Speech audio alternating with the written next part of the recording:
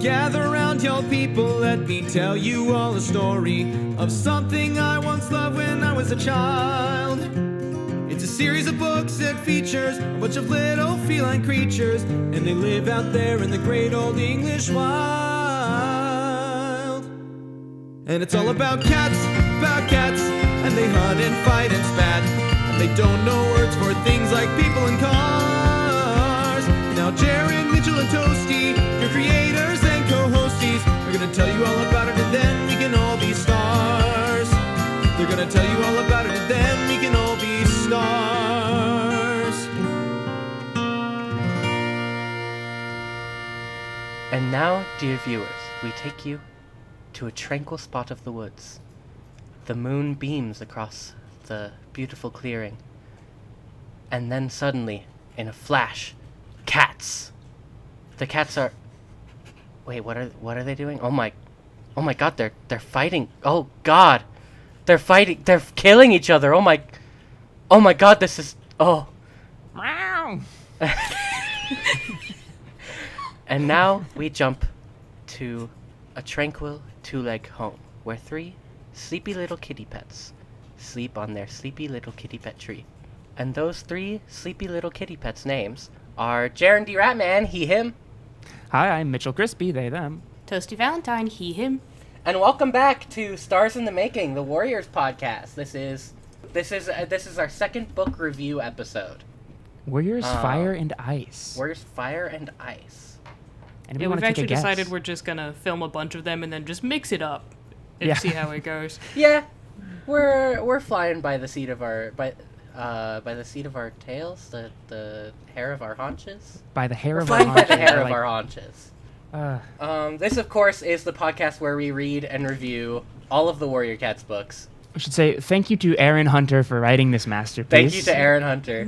Clearly not prepared enough to actually segue into the content of the books. Thank you for making me, a 24-year-old grown person, cry at cats. So Thank you for making me, a 24-year-old man, mad at cats that don't Thank exist. you for making me a 21-year-old man gasp out loud at a twist in the book.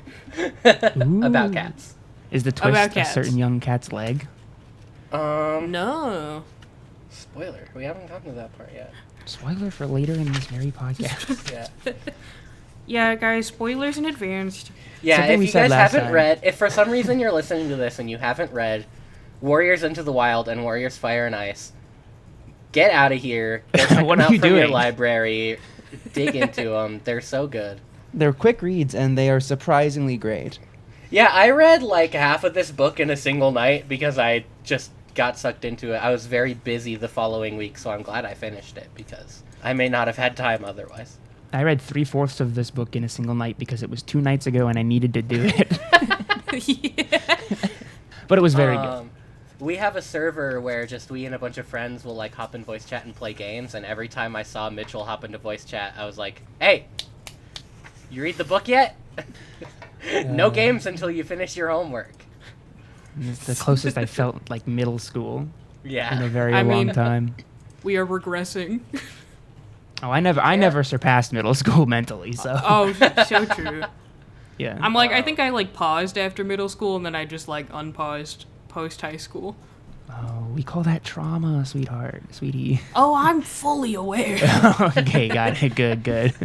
Listen, there's we enough call trauma to that- fill out a 1-page resume and more. We call that peaking and being super cool. I am a veteran Warrior Cats fan. I'm remembering all of the things about this book as I read them. Like, there are so many things that, like, reading this book that I'm like, oh my god, that did happen, and, like, that leads to something later.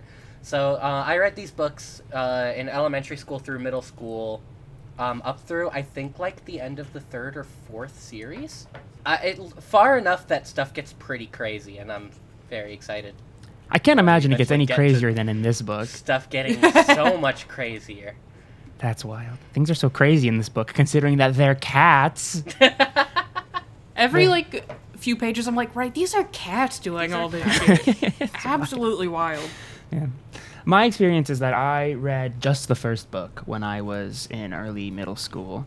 I had a problem with not finishing things back then. including book series. This was one of the many victims of that, but I was always very aware of the fandom, I think. I was the type of person who had friends in many different groups, and I knew many people who loved the Warrior Cats books. But I never understood how good they were until now. Yeah, my experience is absolutely none. These are all my first reactions to these books. This is my first time ever reading and experiencing Warrior Cats. I'm like, the only familiarity I have is randomly seeing people's Warrior Cats OCs on Tumblr and DeviantArt, but I didn't even really hear much about the books. None of my friends were into them at all, so I'm like, my grade must have just, like, skipped being into Warrior Cats. I have no idea, but...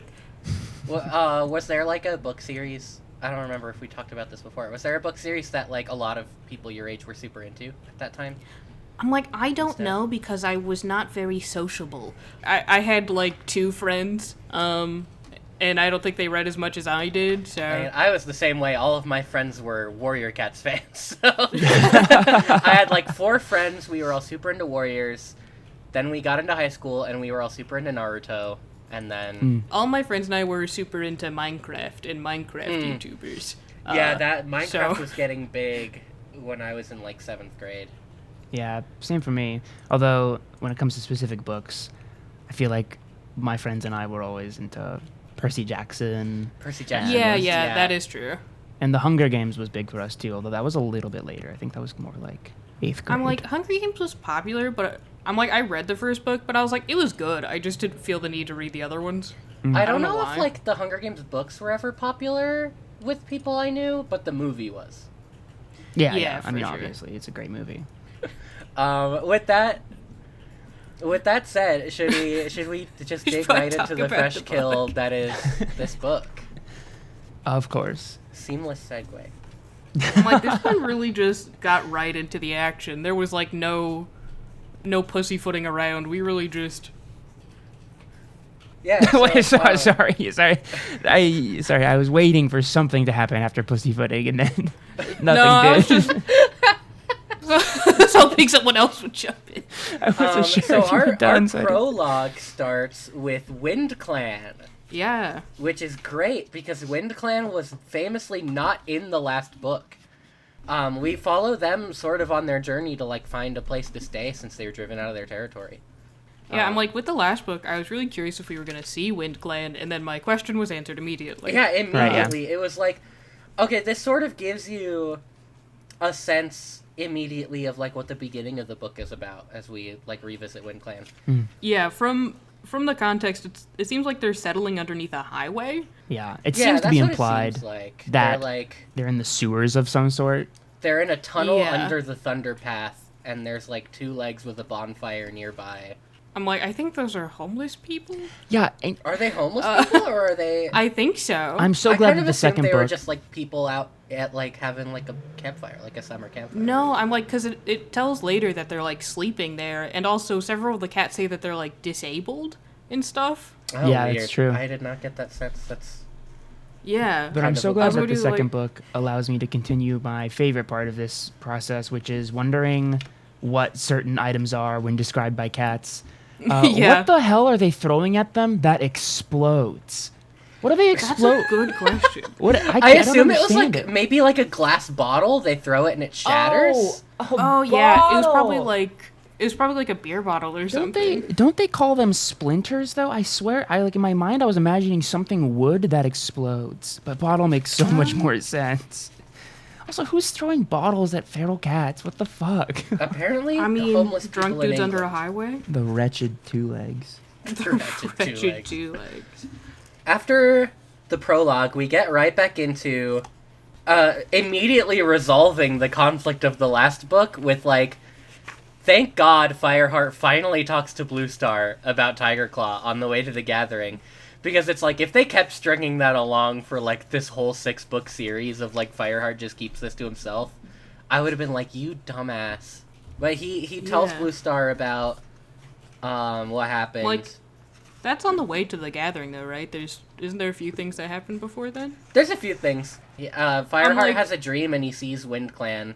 Yeah. And he sees them against a background of fire and he thinks, oh, is that the fire that will save the clan? Because he's a little bit stupid. Because I'm like- He doesn't know his own name, I guess. I'm like, I wanted to talk about, like, Longtail gets an apprentice in the beginning of this. And Fireheart is very jealous about how warmly the new apprentice is welcomed in comparison to how he is when he became an apprentice. Because that's just a running theme throughout this book. yeah, Is that sort of isolation Fireheart feels. Yeah. And there's also, Graystripe and Fireheart. I'm gonna mess up a lot of warrior names across this podcast. Yeah, we all will. They're adjective noun.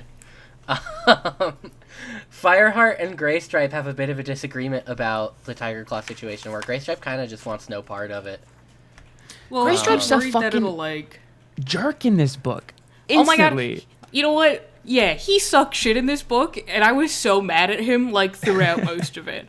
Me I'm not too. forgiving this, like, 1-year-old cat. Fuck you, man. What's your problem? I can kind of get the whole, like, he kind of wants to stay out of this conspiracy that he doesn't even entirely believe. Yeah. They He's got worried their about friend ruining- out of danger, and that's good enough for him. He's worried about ruining Redtail's honor, which I think is kind of a valid concern, I guess. Because he's also a warrior, and they're very chivalrous, kind of. Oh, yeah, there's a lot I to should do with honor after death, even. Yeah, I should talk about the dissonance in the beginning of this book versus some of the stuff in the last book. Because when Fireheart talks to Blue Star about, like, Redtail killing Oak Heart. something... Oakheart? I think it's Oakheart, yeah. I think it's okay. I had a sentence in here that was just, like, all names. But they have this conversation about how a Tiger Claw or Redtail killing Oakheart would be a smudge on his honor because ThunderClan warriors don't kill. And I'm like, Yeah. they were so mad at Firepaw in the last book because he didn't kill Yellowfang. Yeah, yeah. And they get I'm mad like, at him again or later in this book for the same reason. I'm like, it's very clear that they're just kitty pedist. They will not let that And shit go. it also might have something to do with the fact that Redtail was deputy, so he's held to maybe like a bit of a higher standard of honor than Yeah. I think that they were like specifically deputies implying don't that. kill other deputies because that would be too much of a blow to the other clan, maybe? I don't know. Yeah. At least not over like a territorial dispute. You can tell this is one of the earlier books because it feels like it's taking a second to get into it, you know? Like, some of the rules probably aren't as hard set, and maybe they're Yeah. forgetting things, which is understandable. I'm not really trying to lobby that like dissonance as like a criticism of the writing or the books, but maybe just a sign that like maybe the warrior code is a little bit more nuanced than they made it seem in the first Yeah. book, and that like in certain situations, like over a territorial dispute, killing the enemy warriors is like too far, but in a situation like Yellowfang, where Yellowfang picked a fight with an apprentice, maybe that's different. Maybe it's because Yellowfang was, like, a loner? And But they didn't know loners Yellowfang was a don't- loner That's yet. true. Blueheart, God Blue Star. Blue Star and Fireheart, Blueheart and Firestar have this conversation about like the warrior code, and Blue Star kind of chalks it up to like Ravenpaw has an overly active imagination, and he just made up the fact that Yeah, she Tiger just straight Claw up does killed not believe him Redtail. at all. Yeah. which is a little sad, but it makes sense that Blue Star has a lot of faith in Tiger Claw still, because Tiger Claw's been a warrior for a long time. Yeah. Also, that's her deputy, and, like, doubting your deputy is a pretty big thing to wrap your mind around. Like, Slippery you've slope. got to rethink a lot of stuff. Yeah. Yeah. The thing that upsets me, though, is that neither Gray Stripe or Fireheart acknowledge to each other, nor does Fireheart tell Blue Star in this process. By the way, it's not only that Ravenpaw told me this, it's also that I overheard Tiger Claw talking to other warriors about killing Ravenpaw. Like, Yeah, yeah. it's like that's the major That's- thing. It's like that's why also it's true. suspicious, and you didn't mention that part. Poor communication between the two, which is a little sad after like how rock solid their relationship is. But Still a great nothing mentor that figure. like nothing that doesn't make a lot of sense still. She's the leader of a clan. She has to, like, take information and, like, calm people down, because having people freaking out about a conspiracy isn't going to help anyone. Yeah, she So can't I- be so easily swayed at every Wow. opportunity. Yeah. Warrior Cats Book 2, Fire and Ice, was a prophecy about the state of America. Oh my god. I'm like, even though it's a little callous, I think she's continuing her trope of being, like, the wise leader. I'm sure she'll Yeah, for keep that in sure. the back of her mind. So they get to the gathering. They get to the gathering and learn that Night Pelt is now the new leader of Shadow Clan, but he has not yet gone to the Mothermouth and become, like, Night Star, so he will not be referred to as such. And then they start the meeting pretty quickly. Blue Star wants to bring Wind Clan back, but it seems like the other clans don't agree, and they aren't saying why, which is pretty strange. Lots of suspicious activity from Yeah. cats we have not Yeah. seen much of. Night Pelt and Crooked Star hit it off pretty quickly. Yeah. Which, if you're hitting it off pretty quickly with someone named Crooked Star, you've probably got some self-reflecting to do. Someone with a name like that in a children's book should not be Yeah, the so only easily trusted. the only thing I can think of that's worse than crooked in children's books may be Broken. Oh right, there was Broken Star. Oh yeah, him. We'll get to him. Yeah, they're definitely sort of secretly colluding against ThunderClan. Not so secretly, because I think Blue Star notices right away that they're And by they we mean Shadow Clan and River Clan. Yes. yeah, they're like, we're definitely not gonna keep hunting on Wind Clan territory while you guys bring them back. Definitely not. I don't understand why they aren't just, like, stating why they don't want to bring Wind Clan back. Like, because it just comes off as suspicious. They're not like, we kind of need the hunting ground right now. They're just like, no, everything's fine over here. We've got plenty of food. But also, why do you want to bring them But back? we could have more food. Because it Cats just seems are- selfish. Cats are naturally a little bit worse liars than humans.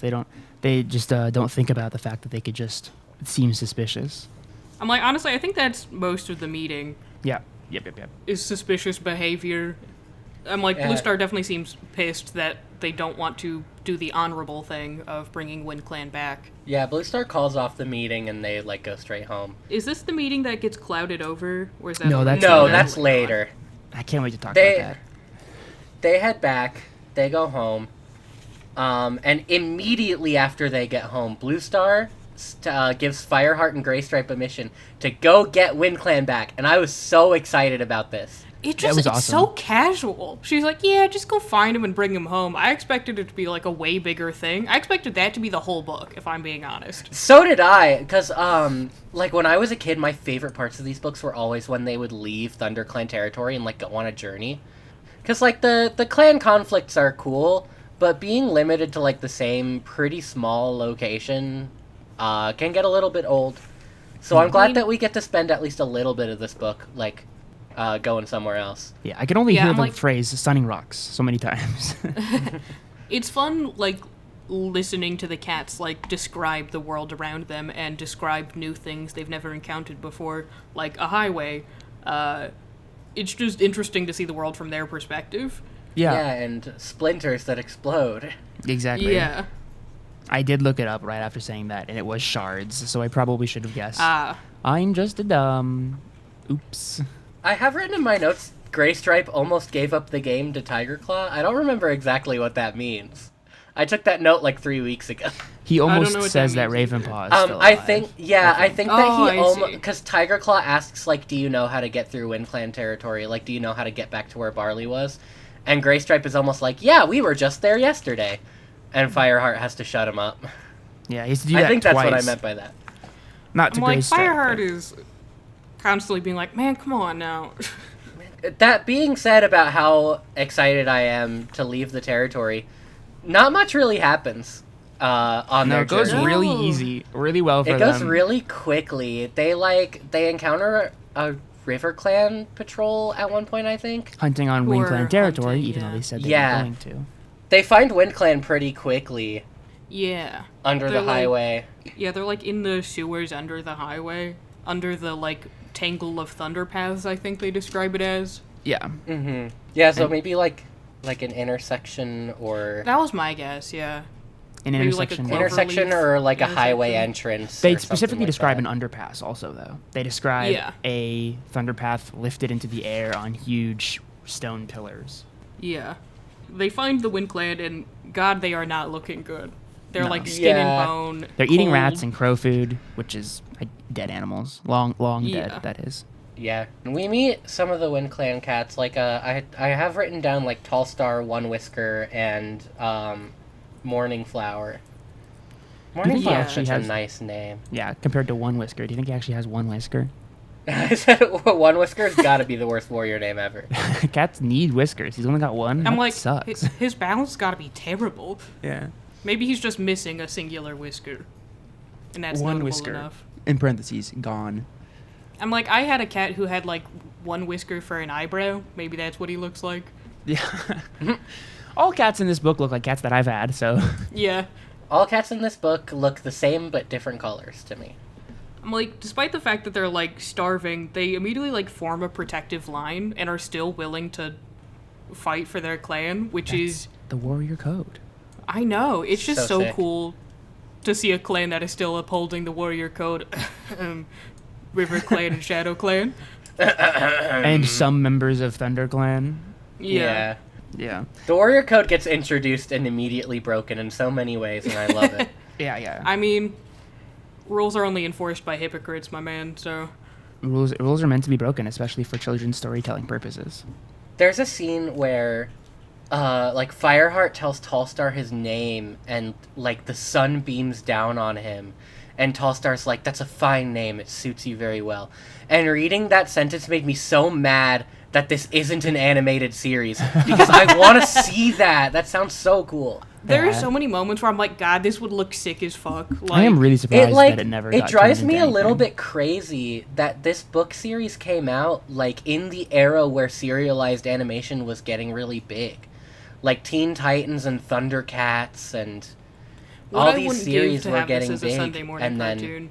Yeah. I'm like, maybe it was just like too daunting because trying to like portion books into individual episodes is kind of a big task. Maybe people just didn't want to touch it. And also, it's written by multiple different authors under one pen name, so maybe the legalities of it would be a little complicated. maybe. I should look into that for next episode. Why Yeah. did it never get a series? Because it could have been movies. They made fucking Guardians of Ga'Hoole, the owl one, into a movie, and it tanked. That's true.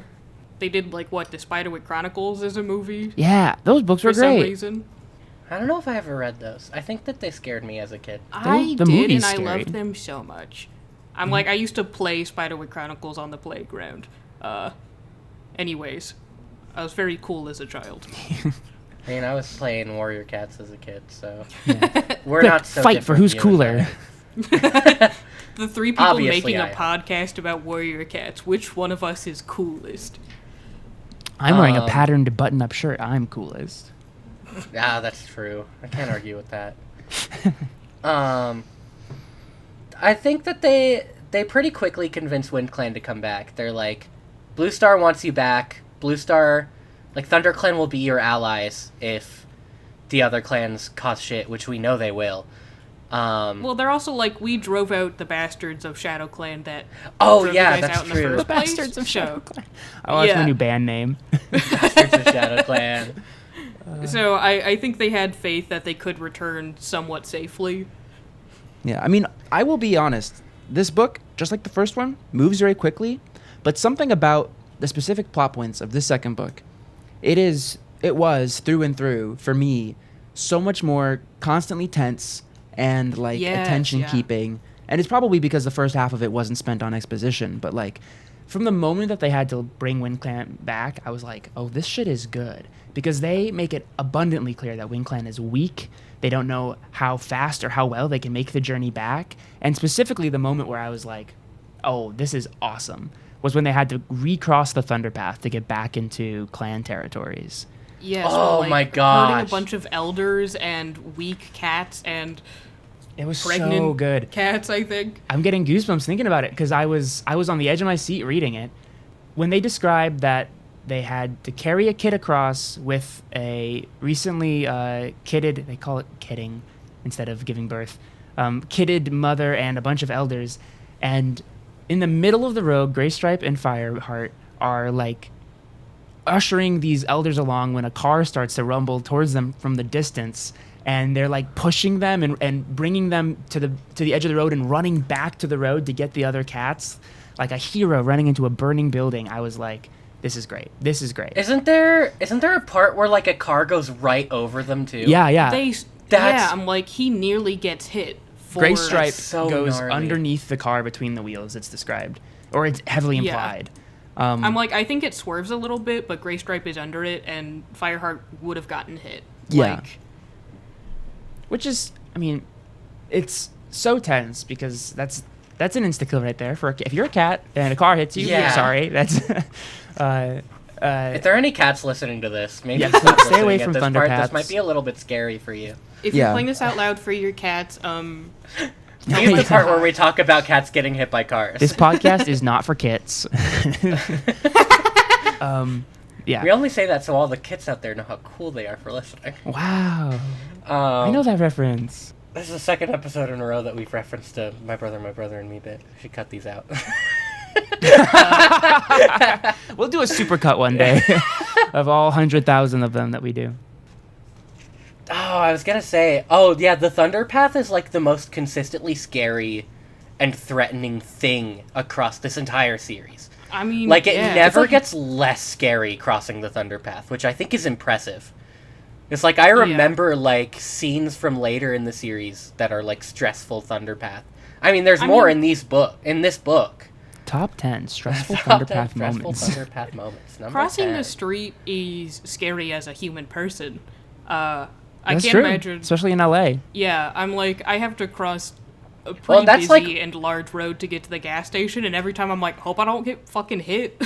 That's also, like, I don't us get as humans killed. knowing there are other humans piloting these cars that Yeah. are like, if they see me, they'll be able to stop. But cats don't know that there are things in control of it. Those are just scary monsters to them. Yeah. They refer to them as monsters. They know that humans are inside them. I don't know if they understand that humans control them. Yeah. Because specifically in the last book, one reached its head out the window and like shouted at Yeah, them. that's true. Get off the fucking road! I'm a cat! And still, no kitty pet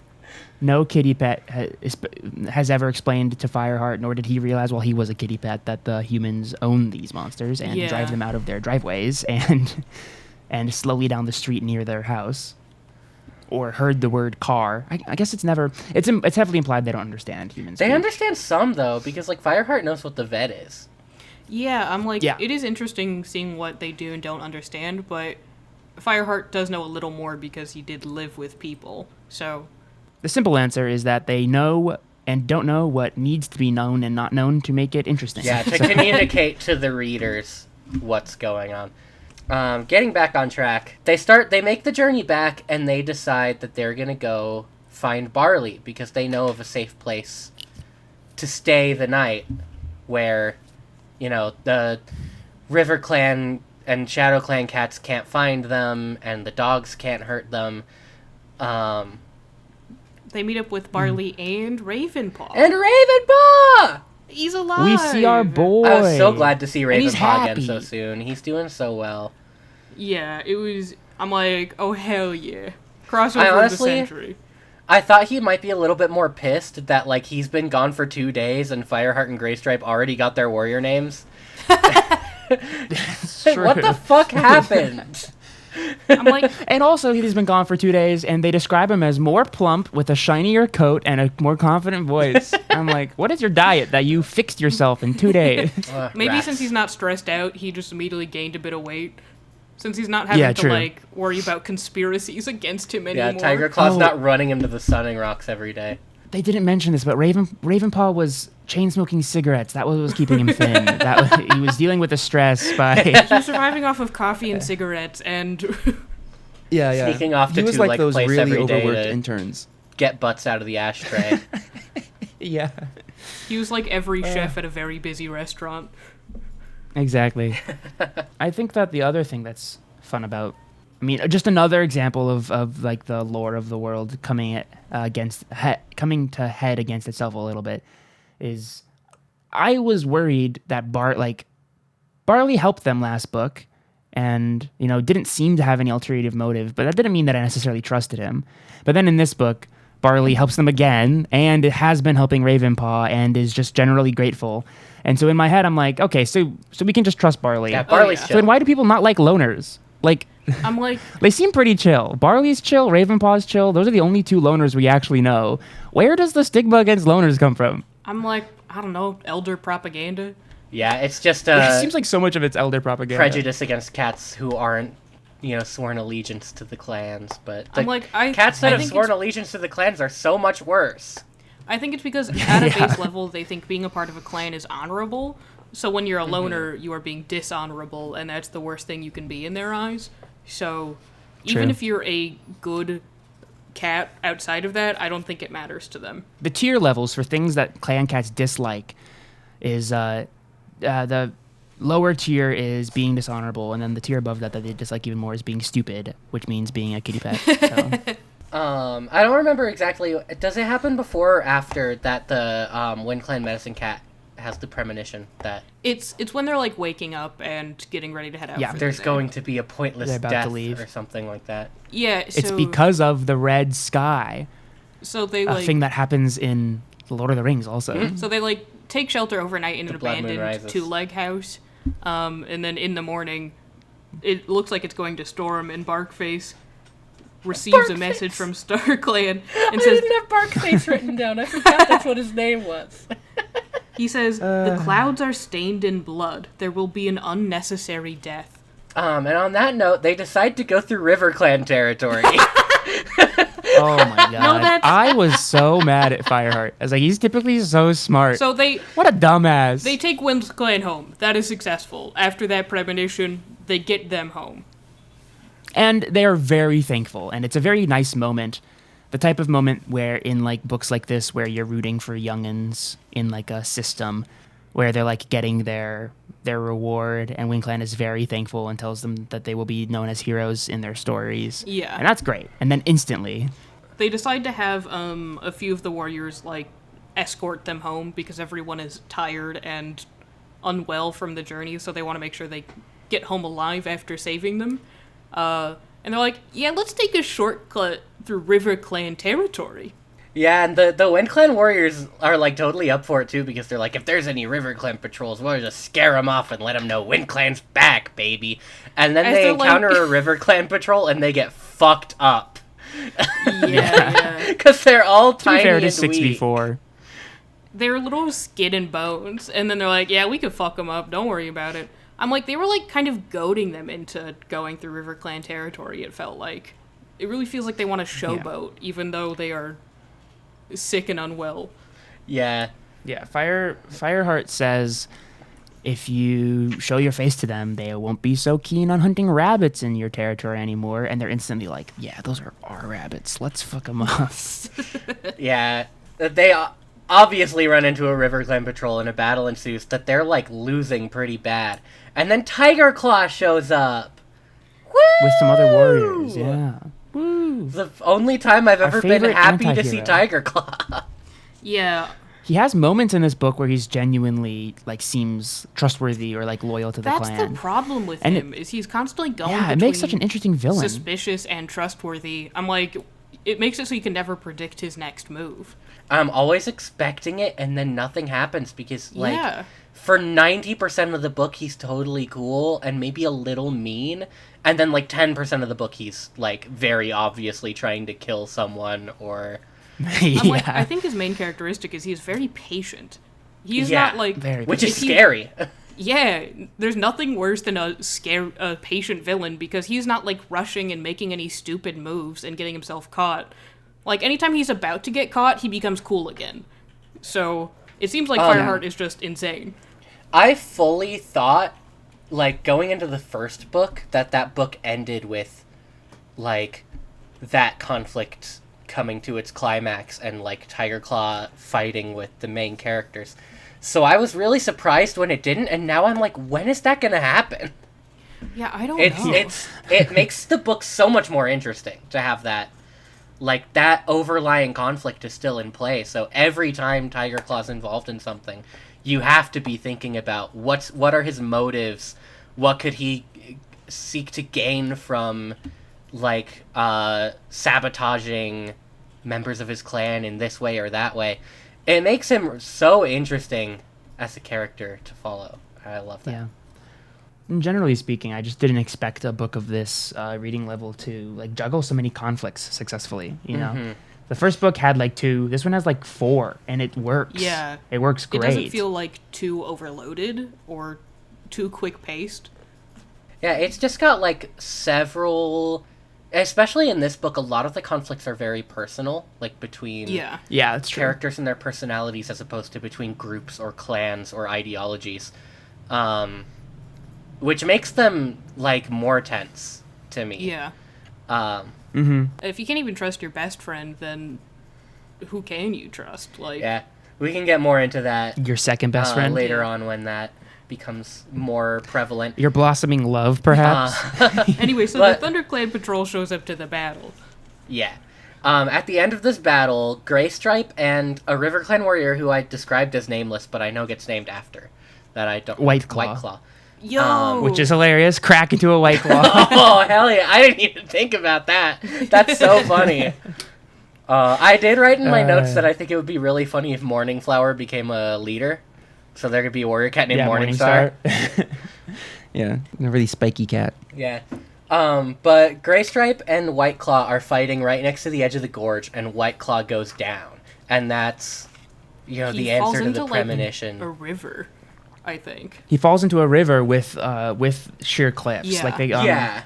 There's we have a word for them as humans that I don't remember. That genuinely dangerous. Like anytime there's like a fast moving stream at the bottom of like a small rocky crevice, that's like you're gonna drown if you fall in there on accident. Yeah.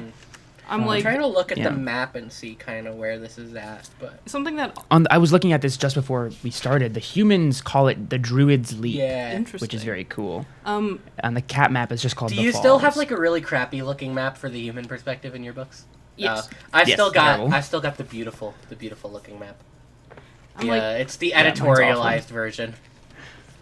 something else that happens in this battle is, Fireheart saves Sandpaw from nearly going into in the cliff herself. And at the moment, Sandpaw is, like, pissed at Fireheart. She's like, I can fight my own she battles. says- Yeah. But then as soon as White Claw dies, She's like, oh, oh fuck. shit, It's like, oh fuck, that could have been me. And Um, thus begins. yeah, The, this little. the only way that you can fall in love with somebody is when they save your life, right? Yeah, That's what this book presupposes. So I didn't remember from reading these as a kid Fireheart having a mate. I know that he did at some point. I'm like, I was going to But- get into that later. Because for I'm like sure, he has because- to have kits at some point because We ought. this is as it goes on, this becomes a generational story where the original characters pass on as the books progress, and their kits and their progeny like take over. They become the main characters of the next series. So I knew it happened at some point, but I didn't remember who it was. But Yeah. seems like it's gonna be Sandpaw. Sandpaw's crushing on Fireheart pretty hard throughout the rest of this book, Yeah. which is Yeah, very it nice begins because here. Sandpaw was like kind of sucked. awful in the first book, and kind of at the beginning of this one, but never seemed as bad as Dustpaw, I guess. But then I guess Yeah. someone saves your They- life, and you're like, I guess they're not too bad. You do some self-reflecting. You're like, oh shit, I've kind of know. been a total bitch for my whole life, and it almost ended.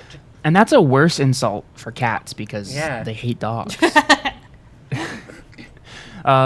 And I gotta be honest, I can't deny that I love the enemies to lovers. I do, trope. yeah. Oh, I so love true. their. It's really I cute. love their dynamic for the rest of the book and how Sandpaw sort of becomes like another strong connection for Fireheart to have to the clan, while the rest of his connections sort of seem to fall apart.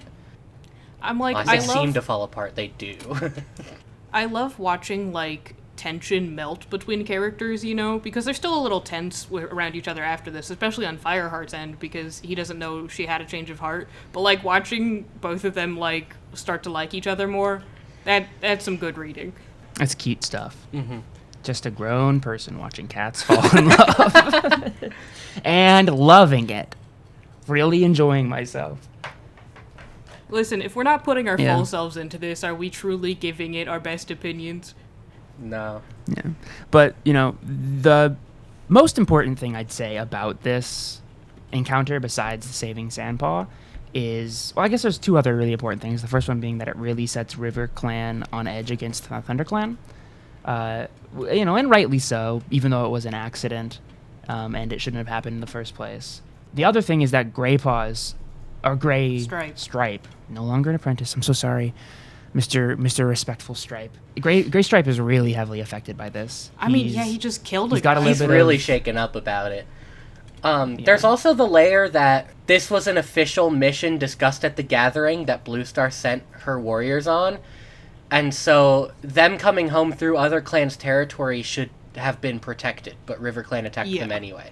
Yeah. So, like, even though it was kind of a dumb move on their part to go through River Clan territory, it is still entirely River Clan's fault that this conflict happened. They shouldn't have started it. They attacked them. Yeah. I'm like, they should have been able to recognize Fireheart. Like, they know that guy. Yeah. And they should have seen Wind Clan right away. You know, there was a lot of reasons, although I think it's implied in the book that Fireheart still kind of made the wrong decision because at the gathering, neither of them seemed super thrilled about it. Yeah, they And so were pretty he was- obviously it's like- against the decision to have that mission, but So it was still like, it was like agreed that it was going to happen, sure, but it's more like not arguing with Blue Star about it than agreeing. So, like, after this, they, like, silently walk home. Nobody's saying a fucking word. We are shaken. We are traumatized. injured, Yeah. not doing great. They Tiger do a- Claw's pissed, they do a decent- which sucks. They do a decent cat-based representation of PTSD. Yeah. Where Gray Stripe is like unreachable. Fireheart like is trying to nudge him, trying to comfort him, and Gray Stripe is like not reacting at all. He is disassociated. Exactly. Very sad. But they get back home, and, they rest up. Fireheart and Gray Stripe get their apprentices? Is that what happens next? Yeah, because Blue Star wants to start Yeah, preparing yeah. for, like, a potential attack from River Clan because of accidentally killing one of their warriors. Yeah. I remember thinking, like, it's a little bit weird that they're apprenticing these kids early, because that was, like, a big deal when Shadow Clan did it. Yeah. I'm like, I was also surprised. I think she's like, they're less than, like, a moon away from being old enough. Like, Well, and they're also we not, need warriors. Broken Star, giant-ass cat leader attacking these little tiny kids and killing them. Yeah.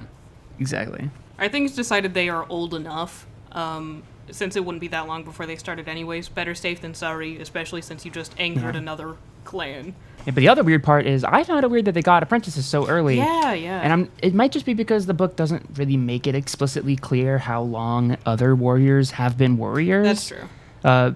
Before they get their apprentices. Like, they never mention it before. But I always assumed it was a while, except these guys are warriors for 3 days, and they get There's apprentices. other warriors that we know of that have been warriors longer than Fireheart and Greystripe. In the beginning of the book, there's Running Wind, Willowpelt, and Mousefur that I don't think have had apprentices at all throughout, at least Yeah. within these first 2 books. Maybe they did at some point, but they're also, I think, the youngest warriors in the clan. I'm like, it's just Besides these 2 new ones. main character favoritism. Yeah.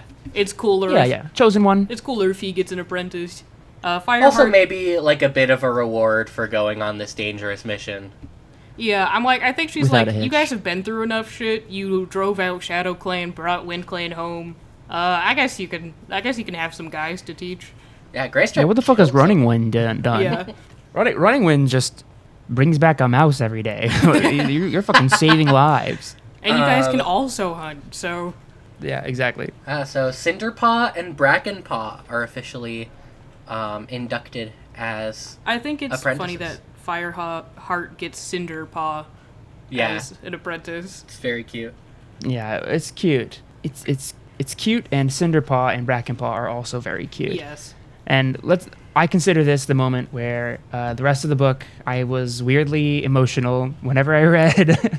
I don't know why. It was just for some reason from this point onward, I was like every 15 pages I was like, I think I'm gonna fucking cry. I didn't know why. I was like, I don't know what kind of mood I've been in the past few days, but No, I feel man. you. I'm like, because Cinderpaw is like very overeager and enthusiastic and just like a bundle of joy running around the forest.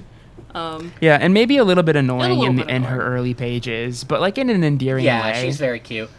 There's a cute little sequence where, like, Fireheart gives her a tour of ThunderClan territory, which I don't think is anything we ever really got from Firepaw's perspective in the first book, I mean, of, like, getting, like, a tour of Yeah. all these different locations. Yeah. they mention it, but they don't describe much. Yeah. In this one, they really go into detail about visuals, about the owl tree and the great sycamore. Yeah, it's really how things sweet. feel. I love it. I'm like, however, Cinderpaw does keep like running off due to her like overeagerness, which is clearly Yeah. going to be a running theme.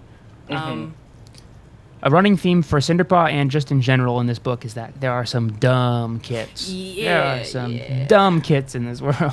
It's like if your toddler decided that they... I mean, I guess maybe toddlers do this. I've never had kids. But it's like if your toddler decided that they would just like run down the busy city street without you. I mean, Yeah. I think I was a wanderer as a kid. That was like a problem my parents had with me. I know my In stores, sister I was. I do not think I was. In stores, I'd be like, I'm gonna go check out this shit now. Oh, I was so afraid of getting lost. It was a common nightmare of mine. Maybe because one time I did get I know- lost in the City Museum in St. Louis, if anybody knows that place. I was super freaked out about I it was- too, but like, I think the ADHD autism combo, I was just like, wait, what's that over there? Yeah, I don't know if I was ever a wanderer, but my sister was. Like, she would just walk off all the time. My parents like- would have to like grab her behind the neck to keep her from leaving. I think my Like a I cat. think Yeah. my sisters had a similar problem. They would constantly just like leave the classroom because they didn't want to be there. Oh, I wish I did It's that different. more. That's called being a truant. But they were like 4 years old. I actually fuck learning Oh, the I see. ABCs. This sucks. And my my sisters are still third illiterate to time this reading day. The Hungry Caterpillar. We fucking get it. He I'm like, ate I a think lot. she wanted to go to the other classrooms because they had chocolate milk and she did it and she was mad about it. I want to go to the other clan. They've got better breastkill than us. River Clan's got fish. I want to have a fish. They get big fat fish every day. What do we get? A mouse? I'm 2 years old. Which is, for a cat, approximately 1/10 of my life, if not a little bit more. Is Brindleface? Is she Cinderpaw and Brackenpaw's mother? I don't know if they. I think so. No. Maybe? Yes. No? I thought that was or Frostfur's Brindleface? kids. Frostfur. Frostfur is. Brindleface is the funniest name. I wrote down that There's so Brindleface many- is the Glepshido of warriors. I love That's any true. face names. We had Barkface. Barkface, Brindleface. Yeah, it's the one type of warrior cat's name that really feels the most like a jab at how you Yeah, look. it just It's feels like- mean it's a like- little bit. And we had a guy named Deadfoot earlier we forgot to mention, but Right, but Deadfoot could come from like an old battle injury, you know. Crooked Stars because his jaw got broken in a fight. These guys are just like, your face is kind of brindly. I don't know. When I look at you, it's giving brindle. Ending Brindle. this is the senior warrior fuckface, and Exactly. That's probably why it feels like that. Is because humans use Yeah. that as a insult. Ass face, butt face, Poopy head. Fuckface. Oh man, I can't wait for dickhead. the warrior cat scat head. this is rank breath. This is dirt head. Dirt head. Yeah. I mean, sorry, they call it dirt. Yeah. While they're off on their tour, Fireheart sees like a pregnant kitty pet wandering around, off in the two-leg place, and he's like, "Man, this kitty pet looks so familiar." And then has like the sudden realization when he gets home that he's like, "Holy shit, that's my sister," which Yeah. is so That's so wild. That was one of those like it's one of the few like reveals in the book where you're like, wait, fucking for real? Fireheart has a sister. Because like I just wouldn't expect him to remember that, honestly. Yeah, it's interesting. Like Well, they have such strong. this book is sort of the first They have such strong scent memory. sign that we get of like sort of familial relationships Yeah. between the cats, because I'm we like- get like Fireheart and his sister, and there's like Silverstream, and like she's always bragging about her dad being the leader of the clan, And there's I mean Yeah. Brackenpaw and Cinderpaw are yeah. siblings. I'm like, yeah, because family just really didn't matter much in the first book, which did stand out to me a lot. And so the fact that we're exploring that in this one, I really have enjoyed. We're also like we're and- exploring it from the perspective of Fireheart, who's realizing like I don't have connections like that to the clans, and that makes Yeah. me And that's what makes it feel so lonely. powerful. Yeah. So he decides Because the loneliness is. he's gonna go see his sister, who's named Princess, which is hilarious. Yeah, princess and Such former a Rusty. classic kitty pet name. He goes over and they like catch up, and it's It's kind of glossed over, but it's sweet. It's nice that he. It is It's very just implied that it's a chill, nice time, and that it's good for him in the moment. And Yeah, he like tells her about leaving the two-leg place to go live with the clans, and asks her about like her kits and. And they say, I can feel them moving inside me. And I'm like, whoa, this is a children's book. I'm like, I don't want to think about 9 cats inside another cat. they also talk about like their other siblings, and she's like, yeah, they live around here too. You could probably Which find is them." wild. I love that part. You're right. And then he never does. Yeah, and they're also like, ostensibly their mom still lives around there. Yeah. It's like, Yeah, it's weird that like these cats who were born to the same mother but belong to different two-leg owners still have like a connection. It's interesting. Yeah. yeah, they have like because, there's a tradition in human society of, I don't need all these cats, you come take a few. Yeah. But to the cats, that doesn't make any sense. They don't understand it, I guess. The thing that I can't help but wonder is, since family didn't really matter in the last book, I believe in the first episode we talked about questions of, or at least I think I jokingly mentioned, like, did things get incestual in these clans? Because there's only so many cats, right? It seems like that is no longer going to be a topic to be considered because, like, it just doesn't seem like they go there anymore. But I can't help but wonder if the reason that it's kind of expanded in this second book is because they realized they needed to. And in the Yeah. first book, it felt like, to me, they were keeping closer to what actual cats are like, because actual cats don't really have familial relationships in the same way. If you separate a cat from its mother at birth, it probably won't remember its mother. And even if you keep cats together, does not mean that they'll act affectionately just because they are kin, right? Like that just happens for other reasons, Yeah. So I was like, when I read the first book, I didn't even think about it. I was like, this makes sense. They're doing what they're like, using actual real life cat relationships, right? And in the second book, I couldn't help but wonder if it was like, I wonder if they realized that in order to deepen the plot, they needed to have familiar relationships, so they dropped that part. Yeah, I'm like, I think Yeah. it's because it would create a good narrative for a lot of different characters. Exactly. Because family is a very like deep thing and a very deep concept, and I think they wanted to bring that in. And also because Yeah. maybe other people were emailing them things like, okay, but who's the father of these kids? We never really talk about that. Yeah. The only one that's mentioned in the first book actually is Broken Star killing Ragged Star, Yeah. saying he was his father. It only seems to matter if you're a clan leader, who your parents Yeah. are. Yeah, I assume that like as the books progress and more kits are born and more, the older characters start to die and the newer characters start to take over the mantle. I assume those relationships will be more important because it'll be relationships between characters that we've been following for a long time instead of relationships between a bunch of cats we just met. Yeah. True. Nobody was asking who fucking Frostfur's mate was and who those kids' dad was, because we probably wouldn't recognize the name. Yeah, it's like, oh yeah, it's Running Wind. We're like, oh yeah, he said 3 sentences this book. So after he like catches up with his sister, Fireheart and Greystripe are just like showing their apprentices how to hunt. They're just hanging out, being dudes. While they're hunting, they notice that the river is frozen over, and they decide to go down and check it out. Very smart idea. Cinderpaw decides Because to run Cinderpaw over wants and to check run. it out. Cinderpaw kind of runs off Yeah. on her own, and the others follow. Common theme, Cinderpaw running off on her own. Cinderpaw rushes in. But then Greystripe, who's a bit of a himbo Is that somehow, another? Wait a second. tries to chase a water vole across the river, and then yeah. ends up falling Yeah. into the river. He gets dunked into Yeah. cold water. He like breaks through the ice, which is absolutely Well, terrifying. makes sense. Really strange for Greypaw to make this dumb decision. Hasn't he lived in the forest his whole life? Yeah, it just Has nobody ever warned him about how ice works? I'm like, He's a Like, just little the silly. way that knowledge is passed down in these clans just seems inconsistent.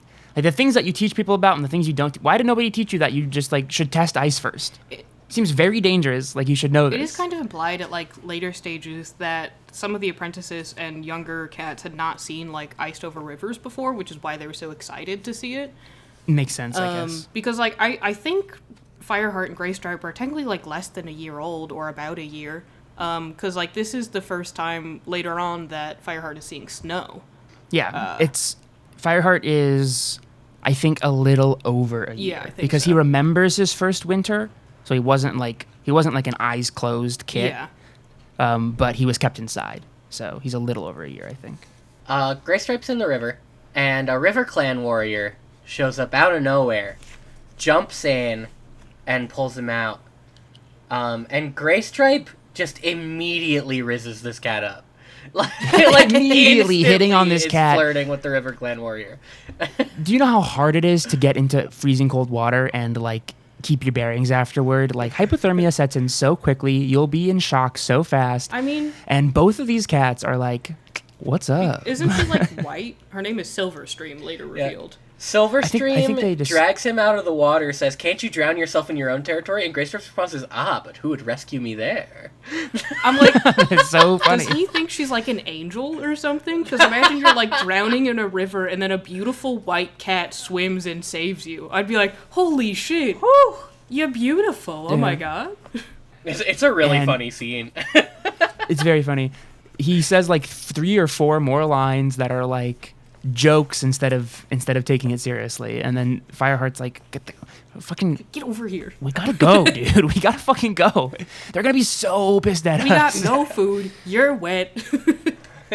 We technically speaking went into River Clan territory, told us and you got not to your do ass again. saved. Yeah. Because we killed Yeah. a guy last We time. just so. did that 3 days ago, and someone died. Yeah. Nobody can listen to orders in these books for more than a day. No. But it is important to mention before we move on that the River Clan cat later revealed Silverstream. that saves Silverstream. Sorry, that saves Graystripe. Graystripe. Grace He's kind of into it. It's kind of like giving smirky smiles back, and not being as judgmental as Fireheart expected. Now they rush back to camp, and the moment that I was like, all right, Cinderpaw can hang, is Cinderpaw instantly comes up with a rock-tight lie for all 4 of these cats, Yes. both apprentices and warriors, about why Graystripe is soaking wet and how they definitely didn't go back into River Clan territory. And Fireheart's like, I'm going to have to keep an eye on Yeah, this one, because that was way too easy for her. She instantly comes up with a cover story and lies to the clan deputy. Like, Yeah, with it was no nothing. fear in her eyes. Yeah, and Fireheart's like, aren't you afraid of Tiger Claw? And she's like, why would I be? He's a great warrior.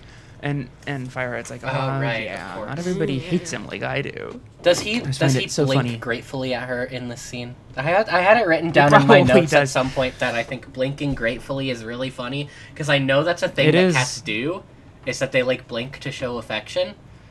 Yeah, they'll blink Yeah. slowly But to show like affection. seeing it written out is really I'm like, Yeah, so many interactions in this book are flick my tail quickly, dart my ears, bow my head slightly, blink.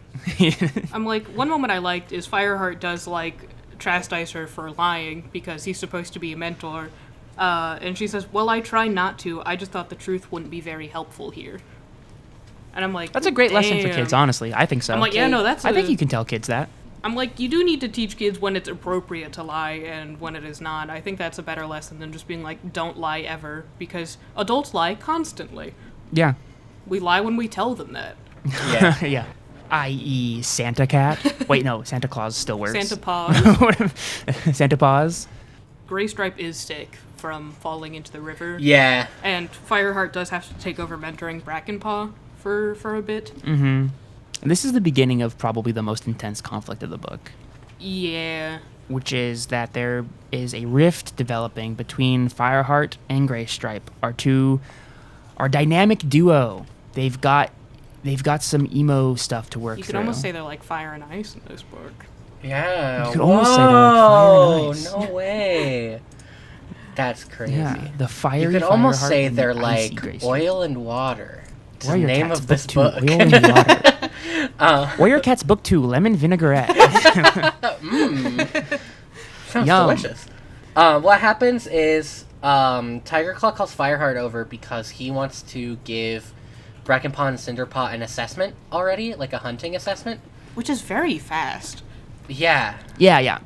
It's like They're really it's one of those speedrunning. moments. It's one of those moments that you mentioned. Besides the fact that they're obviously kind of speedrunning the whole process, it also feels like one of those moments you mentioned where, 90% of the book, Tiger Claw is fine, but just a little menacing and mean. And 10%, you're like, he's obviously up to some shit. Yeah, And in yeah. this moment, I was like, why is he doing, like, it seems like so obviously suspicious that they are young still, probably not ready for this, and you're still sending them out on this first assessment. I'm like, yeah, it seems like everyone's very tense because of, like, the conflict with River Clan, and it seems like everyone is just like, fuck it, we need paws on the ground. Can they hunt? Right, yeah. It's like how in World War II, when they would, like, send you through army boot camp in 3 weeks. Yeah. So that they could get you out This there. book I'm is like, I just think like it's- World War II. They want to see how... So many ways. I think Blue Star just wants to see how good they are at hunting, so maybe they can hunt by themselves, perhaps, without needing a mentor with them. It's not like it doesn't seem like evil motivated, but it just is still definitely like suspicious and shows a lack of care. Yeah. You know, like a lot of villains in this book are characterized in the same way, which is like not caring as much about safety and things like this. Like Broken Star being like the ultimate like evil, like pure evil, was like attacking kits when they weren't ready to see if they would become warriors and killing them. And Tiger Star like has similar qualities where like he doesn't care if they're going to be safe. He just wants them to go do it. Yeah. Which is such an effective way to show somebody is not good. I'm like, Yeah. because Tiger Claw is sending them, yes, near the woods or the two-leg place. And Fireheart's like, why can't we just go to the Sunning Rocks? Because that would be just as effective and probably a bit safer. And he's like, oh, River Clan has been scenting over there again, and it might not be safe to have an assessment on the Sunning Rocks right now. And in Fireheart's mind, as it always is, he's suspicious that there's some sort of thing going on with Tiger Claw. And I believe he, if I remember correctly, he's like, I wonder if Tiger Claw knows that I saw Princess and is trying to test He's Yeah. me. suspicious that... I think Tiger Claw sent him on the same route. When Or, he was being when he assessed. When he was younger. Yeah, when he was an apprentice being assessed. So he's thinking, like, this guy's still trying to catch me associating with kitty pets. Which, this time, Fireheart actually is, which makes it more dangerous. Yeah. Yeah. And to Fireheart's credit, like a lot of the conflict in this mid portion of the book comes from him, the inner conflict at least, comes from him feeling lonely and isolated. Yes. And he's having a lot of feelings of like, I want to see my sister and I want to be able to share in those nice memories and keep her in my life, but feeling guilty and wondering if that means that he's less loyal to the clan. It drives him to try and be a good mentor, and it makes what happens soon very emotionally devastating. Mhm. Yeah. But before we get to that, it is a great moment. I love things like this in books, especially like children's books, when it's always used as like a moment of triumph. I love when it's like, I'm going to give you a test, and you're probably not ready for it, and this is really unfair. And then they fucking stomp the test. Yeah. And that happens here when Brackenpaw and Cinderpaw bring back like an outrageous amount of fresh kill for 2 young apprentices being sent out on their first assessment. And even Tiger Claw is like, they caught all of this? Yeah. I love that moment. I love that type of thing. It's just a nice little thing that you can do for a child reading a book is like, sometimes cool things happen. Remind them that the world doesn't always suck. Sometimes you can crush tests you think you're gonna fail. Oh, yeah. Sometimes that test you didn't study for, you're going to crush it. You'll Don't be fine. study. Yeah, don't study. It's fine. Just bring your teacher a mouse. You'll be all good. Yeah, put a mouse on your teacher's I'm gonna desk bring and a it'll give you an sack A for full sure. of mice and snakes and rabbits, and they're gonna love me. So they, after this assessment, Fireheart catches up with Greystripe and is suspicious that Greystripe has been leaving camp, which he shouldn't be doing because he's sick and also like he doesn't know why he keeps doing this. Yeah, because he's sick and shouldn't be doing it either way. Yeah. Either way. You know? He goes on a mission with Running Wind where he's just like, I can't stop thinking about Greystripe. Goes home, faking a bellyache, and sees that Greystripe is not right, there. And I think Yeah. that's when he decides to tail him. He decides to tail him the next time he leaves. Yes. He's like, next time he leaves, I'm going to follow him. And so he does. And we get to learn from Fireheart's perspective that Greystripe has been slipping away to see Silverstream, the cat that saved him. By Sunning Rocks and RiverClan territory. Yes. It seems like we've got a real Romeo and Julie pet situation going on here. Yo, you're kidding. I was in the cafe before this recording trying to think of Romeo and Juliet puns, and I couldn't, and you beat me to Oh, it. Those are so I good. wrote it when I read this chapter. I was like, I got it. Fantastic. Yeah. You could really call them Star Clan crossed lovers. Because they're there's this crossing forbidden StarClan love. to do it. Exactly. in the fair woods where we lay our scene or whatever. Yes. Oh, Silverstream, wherefore art thou, Silverstream? Um, Would a cat by any other name not smell as cat? wet. As much like a cat. As wet. wet-bellied River Clan warriors. Fireheart calls them out and, like, confronts the two of them about it. He watches them fully snuggle, fully, like, get to cat first base for, like, 20 seconds on this rock. And then he's like, hey! Cat base. It just in my first reading, I was just really surprised that he actually said something. In my head, it just made way more sense. I was fully expecting him to be like, I saw this happen, gonna go back to camp, confront Guy Streak about it later.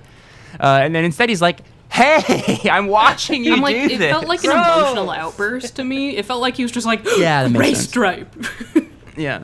He calls them out and is, like, worried. He's like, what if River Clan catches you?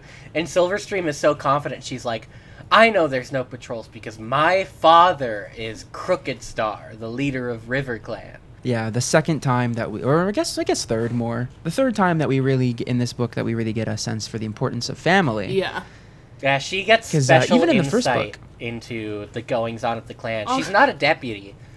Also, it 'cause sucks that someone even in the else is a cat deputy. world, you can't be someone without your father being someone. Yeah. Fucking cat Yeah, nepotism. is God, We crazy. can't- it's full of nepotism. we can't let women have anything, even in cat form. No, it only matters that her father does something. And I didn't, even in the first book, like, I didn't assume that Broken Star killed Ragged Star. Like, that Broken Star was already in a privileged position. I just figured he just happened to be his son and then killed him. But apparently the children of the clan leader are, like, already... They get a like, little bit of special highborn privilege, cats. Yeah. I'm sure like- the expectations for them are set very high, too. Is that why some leaders don't have, like, kids? Because Probably, maybe because they I don't don't want think Blue to. Star has any kids. No. I think... Am I misremembering that Blue Star mentioned something tragic happening to kids of hers? I think Yellowfang did. in the first book? I thought that was Yellowfang. Yellowfang definitely did. I thought they both did. I thought they maybe shared a I- moment about it, but I don't think so. From what I remember. That's fine. Maybe we'll get more information about it. Maybe. And if we don't, probably means it didn't happen. So This also brings to light, Silverstream talks about River Clan struggles to catch enough prey for their clan because the Two Legs are, like, encroaching on their territory and driving all the prey away. They're overfishing, I believe. Which is the Stinky Two reason Legs. why... The reason why River Clan is so adamant about hunting on Wind Clan territory is because they don't have enough. See, that's what I was But getting they'll at never earlier. admit it because they're prideful. Like, that's what I was getting at earlier. I'm like, why wouldn't you just be like, hey, actually, the Two Legs are fucking up our territory. We are starving. Like, we are It not could doing as also well as we be- say. Because Shadow Clan tried to do that in the last book, although Shadow Clan was, Broken Star was a real asshole about it. He was a real dirt face over Yeah.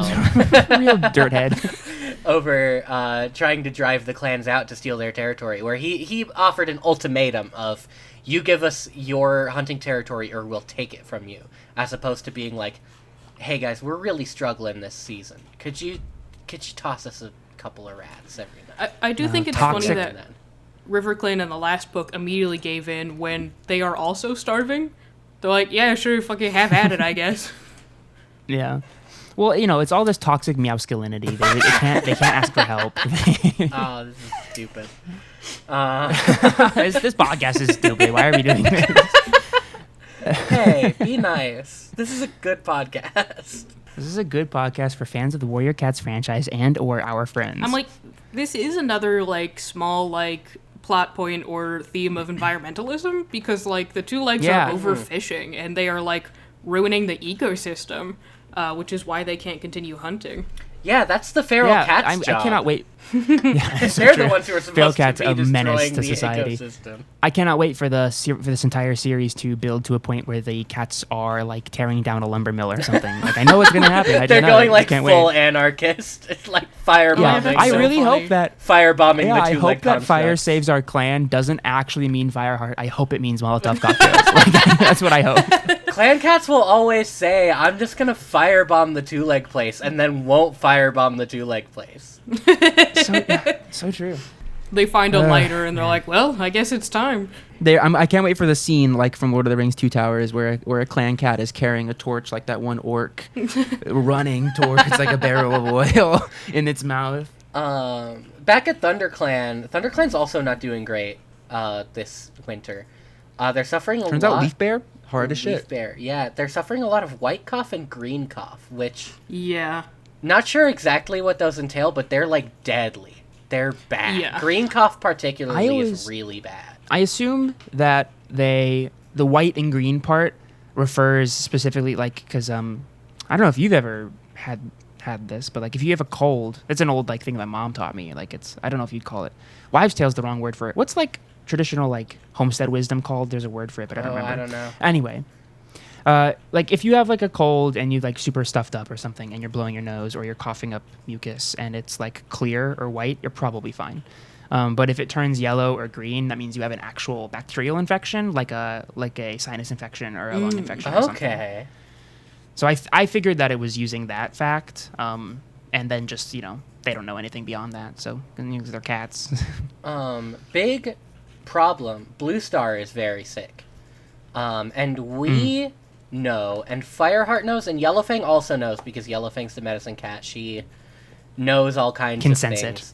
Yeah. She's a fucking Blue Star badass and I only love has her. 2 lives left, which no one else in the clan knows. Everybody else thinks she has like 4 or 5 left. Yeah. Everybody else thinks she has 4. But she only has 2 lives left. So if she dies to this sickness, she's on her last leg, literally.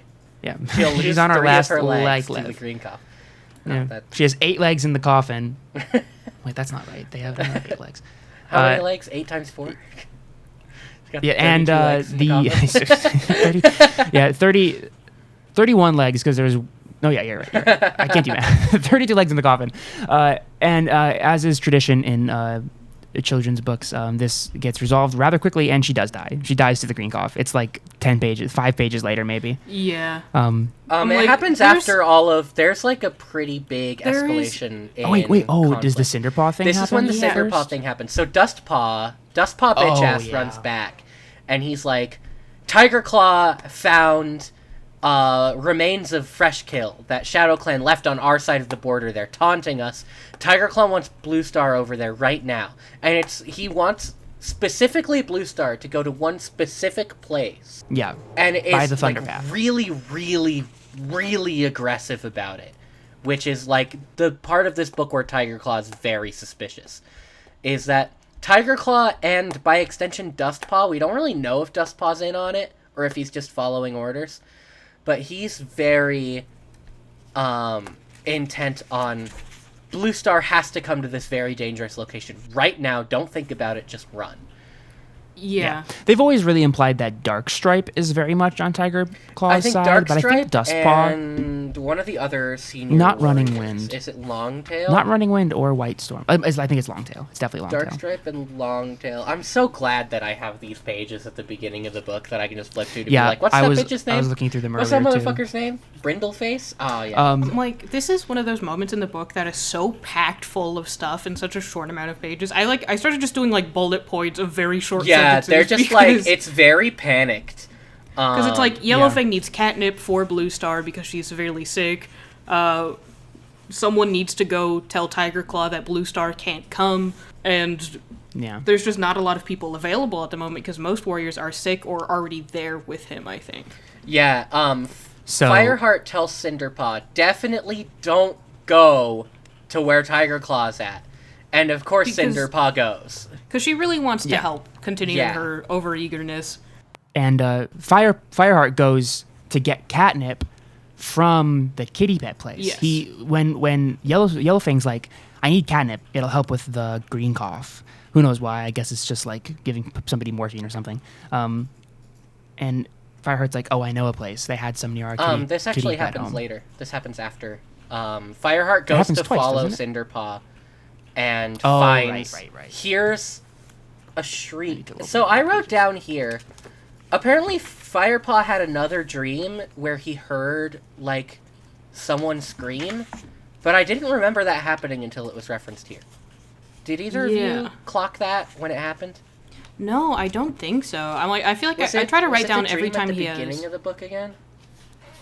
I try to write down anytime he has a prophetic dream because it is such like a theme, but I was like, they mention it like referencing back, and I'm like, when did that happen? Yeah, it happens often. It happens. He has one like every like 45 pages. I'm like, okay, so the next thing that does happen is he does race to go get catnip and then go talk to Tiger Claw. He tells Cinderpaw, "Don't do it. I'm gonna go get catnip." Does that And happen then he during runs that? and gets catnip. Yes, it Mhm. does. Mhm. Yeah. And when he gets back, Cinderpaw's gone. Because I'm like, I thought it was important because of just like how many things are happening at once. He's like, I've got to get I catnip must to have save just the leader of our missed writing clan. that part down. Yeah. I'm like, because he runs and grabs it, I think drops it off, and then runs to go tell Tiger Claw about Blue Star. But he gets back with the catnip and is like, "Where's Cinderpaw?" Yeah. Brackenpaw doesn't know. He doesn't know why Cinderpaw's paw is missing. yeah, He says, "Gray Stripe can find Cinderpaw while I go tell Tiger Claw that Blue Star can't make it." And this is the first time that there's a really, really big rift between the two of them. It's because Gray Stripe's not Yeah, here. Fireheart's Uh, pissed that Gray Stripe is not Absolutely pissed, especially in retrospect after what happens. So he's like, "I guess I'll have to go tell Tiger Claw," and he runs to go find Tiger Claw, and he's like, "Oh no, Cinderpaw's scent is on the way here." Fireheart gets to the Thunder Path and he hears a cry of a cat and realizes that Cinderpaw has been hit by a car, which It's a really gut-wrenching moment, the way they describe it's it. fucking visceral. Like, it is. It's I'm like, for a kid's book, it was like, holy. yeah, he pops out of the very thin verge towards this thunder path, meaning there's not a lot of space on the side of the road, and where he was like following Cinderpaw's scent and like where Tiger Claw had said to meet them. And he pops out and he's like, "Cinderpaw, where are you?" And he looks, and she's lying motionless on the side of the road, bloodied, and her one of her hind legs is completely twisted out of alignment. And it's like, oh, that's really rough to think about. I mean, luckily she's breathing. And then the absolute piercing sinisterness of Tiger Claw in the distance down the road, looking at the two of them and then like waltzing over was a great moment. And he says, "I love what that." was she doing here? Not, is she okay? Oh my god, let's get her back to the camp. He says, what was she doing here? Immediately blaming Fireheart for her being there. Yeah. He was like pretty annoyed earlier in the book that Fireheart was turning out to be a pretty good mentor. So this is very clearly he's like, "Oh, I can leverage this. You motherfucker, you let your apprentice out here?" Ooh, I'm like, man. there's another moment later where he's prioritizing, like, trying to ruin Fireheart's reputation over the well-being of his own clan. Like, Exactly. But no one cares because Fireheart's a kitty pet. yeah. Common Tiger Claw L, being a greedy, scheming bastard. They managed to bring Cinderpaw back, and she's not doing good, but she's alive. She is alive, yeah. thankfully. But Yellowfang says that, like, even if she heals, that she can never be a warrior, which is, so devastating. Devastating. Really heart-wrenching. She's so excited to be an apprentice, and now she's, this bombshell. It sucks. Yeah. It really sucks to think about like a young person like having something that they really wanted ripped from them. It's done really well in the book too, because like everybody is like, "Ooh, did you hear about Cinderpaw? Like that really sucks." And in this aftermath, Fireheart's so pissed at Gray Stripe for not being there when he needed him. And in my first read, I was wondering like, would Gray Stripe even really been able to help? Because Cinderpaw was already gone by then. But like it totally makes But sense from an emotional standpoint. If he had though. been in the camp when he had told Cinderpaw to not leave, he could have prevented her from going. Or he could have gone himself, perhaps. Right, and perhaps he should have. I'm like, yeah, after we get Cinderpaw back to camp, someone tells Fireheart to go sit with Blue Star, because she asked for him. Yeah. And then, Big chosen one moment. Yeah. The leader is asking for you specifically. and then Blue Star loses another life. She dies to the green cough. I'm like, this is definitely... Me when I smoke too much weed. I'm dying to the green cough. I'm like, in this book, I'm definitely like, oh yeah, all this shit's real. They absolutely have 9 lives. I'm believing it now. Because, like, she fully, like, stops breathing. And then he watches her, like, revive, essentially. Yeah. And revive free of the green cloth. Yeah. What a sick superpower. I love that they're just like, yeah, magic truly exists for cats in this world, and that's fine. And I think it's better that way. I think it's great. I'm like, there's a line where it's like, he felt his fur prickle at the eerie peace that seemed to enfold her body, but there's nothing he could do, so he waited. I'm like, oh. Man. The whole second half of this book, I guess this is more like This the is like last the third. middle. This is like the middle nonstop. of this book. Yeah, I guess it is. Yeah, it is. Yeah, like, after this, Fireheart's just, like, stewing. He goes back to the warrior den and Greystripe is there, but Fireheart's so mad. He's like, I don't even want to talk to this guy right now. Greystripe gets really pissy with him over trying to get in between him and the River Clan warrior he's seeing against the warrior code. And the love of his life. Yeah. Yeah, Greystripe is, like, constantly mad at Fireheart for questioning him when he's doing something stupid. Yeah, just a lot for Fireheart to deal with, this poor guy. He's already dealing with, like, feeling this disconnect from the clan, and then his best friend is totally ditching him, and his leader just died, and his apprentice just got crippled, and it's... Yeah, he's worried that people aren't going to trust him with another apprentice. He's worried about Greystripe. And in this section, he's feeling extra lonely. He's feeling lonely, guys. He's feeling extra lonely. So he ends up sneaking away even when he shouldn't be to see his sister Princess more he uses often. the excuse that, like, Yellowfin could probably use more catnip, so he goes over.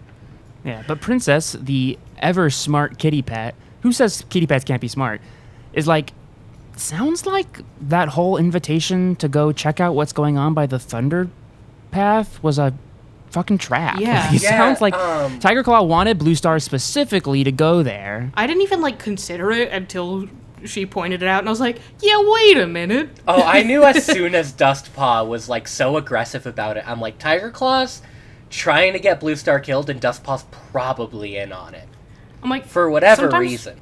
Sometimes when I'm reading, I'm just, like, so into it, I forget to, like, analyze anything. I'm just Yeah. like, oh my god, and then this happened, and then that happened. I'm like, You're hey, getting wait the a true minute. experience of the characters. Yeah. Yeah. That's how people are in the moment always feel. Yeah, I didn't think Dustpaw was on it because I always got kind of like not truly evil, just like, He has, like- bad-tempered bully Yeah, vibes he has, from like, him, and he's got brutish such a vibes. relationship with Sandpaw. I always figured that eventually Sandpaw would bring him over to the. He gives me, like, at worst Draco Malfoy vibes, where he's like, yes, the people around him are evil, but he doesn't really want to be evil. He's just kind a of a bully. mean brat. Do you have a Yeah. better analogy for someone who read half of a Harry Potter book and got bored? He's kind of like. Can you explain it in One Piece terms? Hagrid. No, okay. In One Piece terms, let me think of a good One Piece character. I Is could he do like a My Little Bellamy? Pony analogy. Is that... Yeah.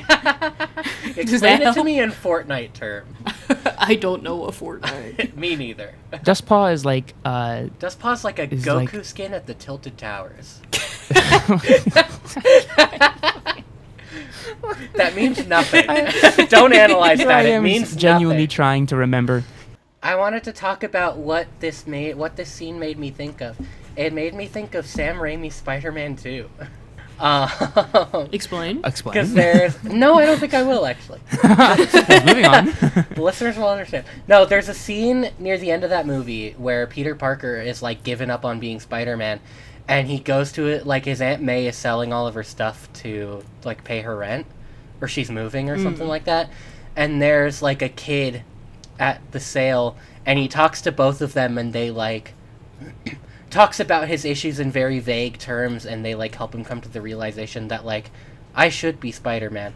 That's kind of what this reminded me of, because it's just, like, Fireheart gets to go and talk to someone who's not a part of his life, like, not a part of his problems in his clan life, and sort of gets that, like, illuminating moment of, like, it's really nice to talk about this with someone who isn't gonna make a huge fucking deal about it. Yeah. Like, tell... Who has no tell, stakes in it. Yeah, someone who just, like, can be a kind ear outside of the realm of my problems to listen. Fireheart has invented the concept of a cat therapist. Unfortunately, he messed one thing up, and the cat therapist is his sister, so it's not completely free of free of bias, but that's okay. Yeah, He that's has a really invented good it's a Bitching good to your metaphor. sibling on the phone. And if your media is being compared to anything by Sam Raimi, you're doing it right because Yeah, it made me think of that because like that scene in that movie made me teary-eyed, and it gave me the exact same feeling as this scene. I'm like, she's such a warm presence. It's like nice in comparison to the rest of the very icy plot. Yeah. Because like it is very juxtaposed with Fireheart's loneliness and isolation and sort of feeling of alienation in the clan. Even still, after having fought so many battles, he is still just a kitty pet to some of them.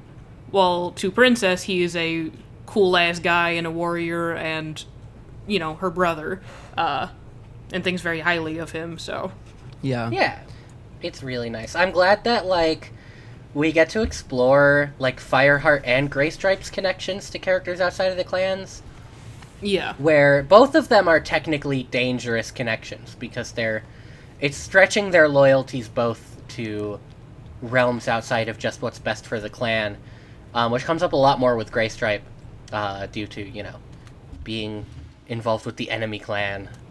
I meant to mention that earlier when, like, Fireheart was chastising Greystripe for speaking to people outside of the clan, when he himself had been slipping away to meet up with Princess, also very secretive.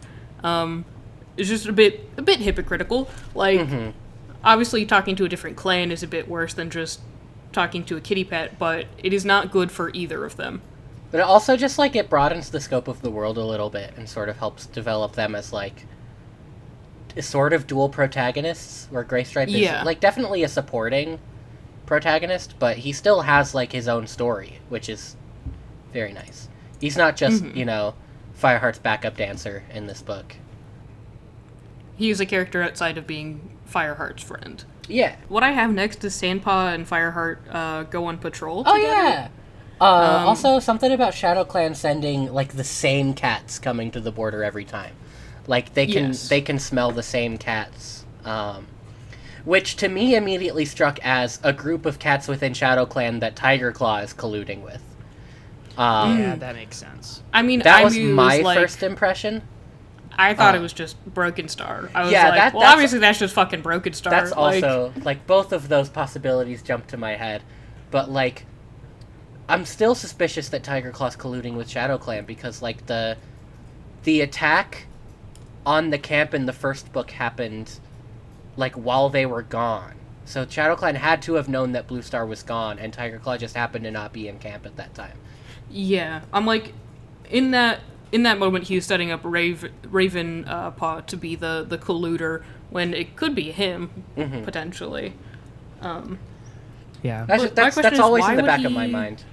Why would he be working with them? Because Broken Star is no longer in Shadow Clan, and that was the previous leader. So, if he was colluding with Shadow Clan still, who is he talking to? And my conspiracy theory is that he's just like, since the other clans are butting heads with Blue Star, he's saying, hey, I'm the deputy. If you help me get Blue Star killed, I take over, and I'll be way more agreeable with you guys. He He's doesn't definitely a care who's political in player. charge. Yeah. Yeah. He is as the long character as that he makes gets, it the most like Game of Thrones. as long as he gets to be the leader and be in power, because he was very intent on becoming deputy in the first book. That seems to more be his so main than motivation. someone should be. But, like, my question is, what does he plan on doing after he receives power? Because, like, that's all his focus seems to be, is getting to that position. But what after that? Like, what's his evil plan or whatever? Yeah, we don't know. Unite can the four only clans under Speculate. the reign of Thunderclaw. Yeah. Thunderclaw. He definitely is the type of villain where he sees himself as the most powerful person in the room, like And the most physically, smartest, like- capable. Yeah, exactly. Yeah, they Fireheart and Sandpaw go out on a patrol. It's very nice. They just get to like hang out and be chill. For the first They time, flirt. the first time Fireheart's gotten to just hang out and be chill since the beginning of this book. Yeah. Yeah. And on this Arguably since patrol- the last book. I mean, true. On this patrol, they discover that the river is frozen over, which means they can safely cross it without potentially losing cats. They could re-raid, like retaliationally raid River Clan for Yeah, all Blue of Star the decides, stealing. spur of the moment, that she personally is going to lead a raid on River Clan, which is wild. Blue Star is very gung-ho about being involved in all the conflict, even more so than she was before she was on her last life, which is very I'm interesting. like, doesn't Yellowfang in this moment go like, hey, maybe you're still weak from green cough, Blue Star. Yeah. Maybe we should hang back a little bit. And Blue Star Fire- just like nods knowingly, I believe. Fireheart is worried about Graystripe because obviously Graystripe is in love with a River Clan member and they're going to go raid River Clan. And Fireheart volunteers to go so Graystripe won't have to make that choice. But I think that Graystripe pretty publicly objects to the raid, yes. and Fireheart tries to cover for him. But it's enough that the other clan warriors are like, what's with this guy? Why is he objecting so hard to this raid? Yeah, they go, the river is not frozen over anymore, so they turn it back. has thawed. Yeah. But Graystripe is fucking pissed. He is so nettled. He just, he picks a fight with Fireheart. They, like, fight and they, like, roll out into the clearing where everyone can see. It's really sad. It's hard to read. Yeah. Yeah. Is it in this moment where Graystripe's like, what, you want me to thank you for your little joke that you made? Like, he's just super aggressive. Yeah, and there's been a lot in the past few chapters about Graystripe genuinely not being a good friend. Like, he doesn't ask about, particularly seem worried about Fireheart for Cinderpaw. He doesn't seem very, what's the word I'm looking for, shameful or regretful for sneaking out to go visit Silverstream instead of doing any actual mentoring. I don't know if it's kind of implied that he's been, like, letting his sickness linger on. Like, he's been pretty much fine, but he's just been, like, pretending like he's still very sick in order to continue to have no responsibilities. And all of this building up, and then the fight makes you really feel like this is the main conflict of this portion of the book, and it's gonna have to come to a head. Yeah, Graystripe, like, I think this was the part where I was finally like, okay, fuck this guy. Because, like, before you're like, okay, I can kind of understand a little bit, but he's just so, like, callous. He does not care about Fireheart and his problems. Selfish. He's being very selfish, and I was upset with him as a character, but I also, I think I forgive him. I think that there's a lot to be said about specifically characters and stories, and the idea of, like, things that you do for love and making bad decisions because of love, right? In real life, if you make decisions as bad because of love, you're a bad person and a bad friend. And a lot of people lose friendships over stuff like this. But in books, I think it's just a common story trope that is used to just show, like, the difficulty of choosing things like this. It does feel like when your friends get into a new relationship and then they just, like, disappear into it completely. Exactly. And you're like, haven't heard from you in months. Now that you're broken up, I've heard from you. That's awesome. Did you know that my student broke their leg? And they're like, that's cool. I'm going to go kiss another cat or whatever. You're a human man. Why are you kissing a cat? Kissing cat. Quit kissing those wet-bellied River Clan warriors. Grown-ass man. Those cats got to smell musty, right? Like, they got to be... Oh, They gotta be No, it's So- okay, because they share tongues at the end of every night. Yeah, that's how they get most of their water intake. It's from sopping it out of other cats' fur. You guys know the milk stuffed animal story from The milk internet? cat? Yeah. Milk cat. That's how these cats get their water, is like the milk cat strategy. Don't Sometimes call it a I like- strategy. Sometimes It's a I like strategy. to throw the apprentice at the wall just to see what sound it makes. Tiger Claw if for you real, don't know what for we're real. talking about, dear listener, you're in luck. It's terrible. Tiger Claw with Raven Paw. Oh my god. Exactly.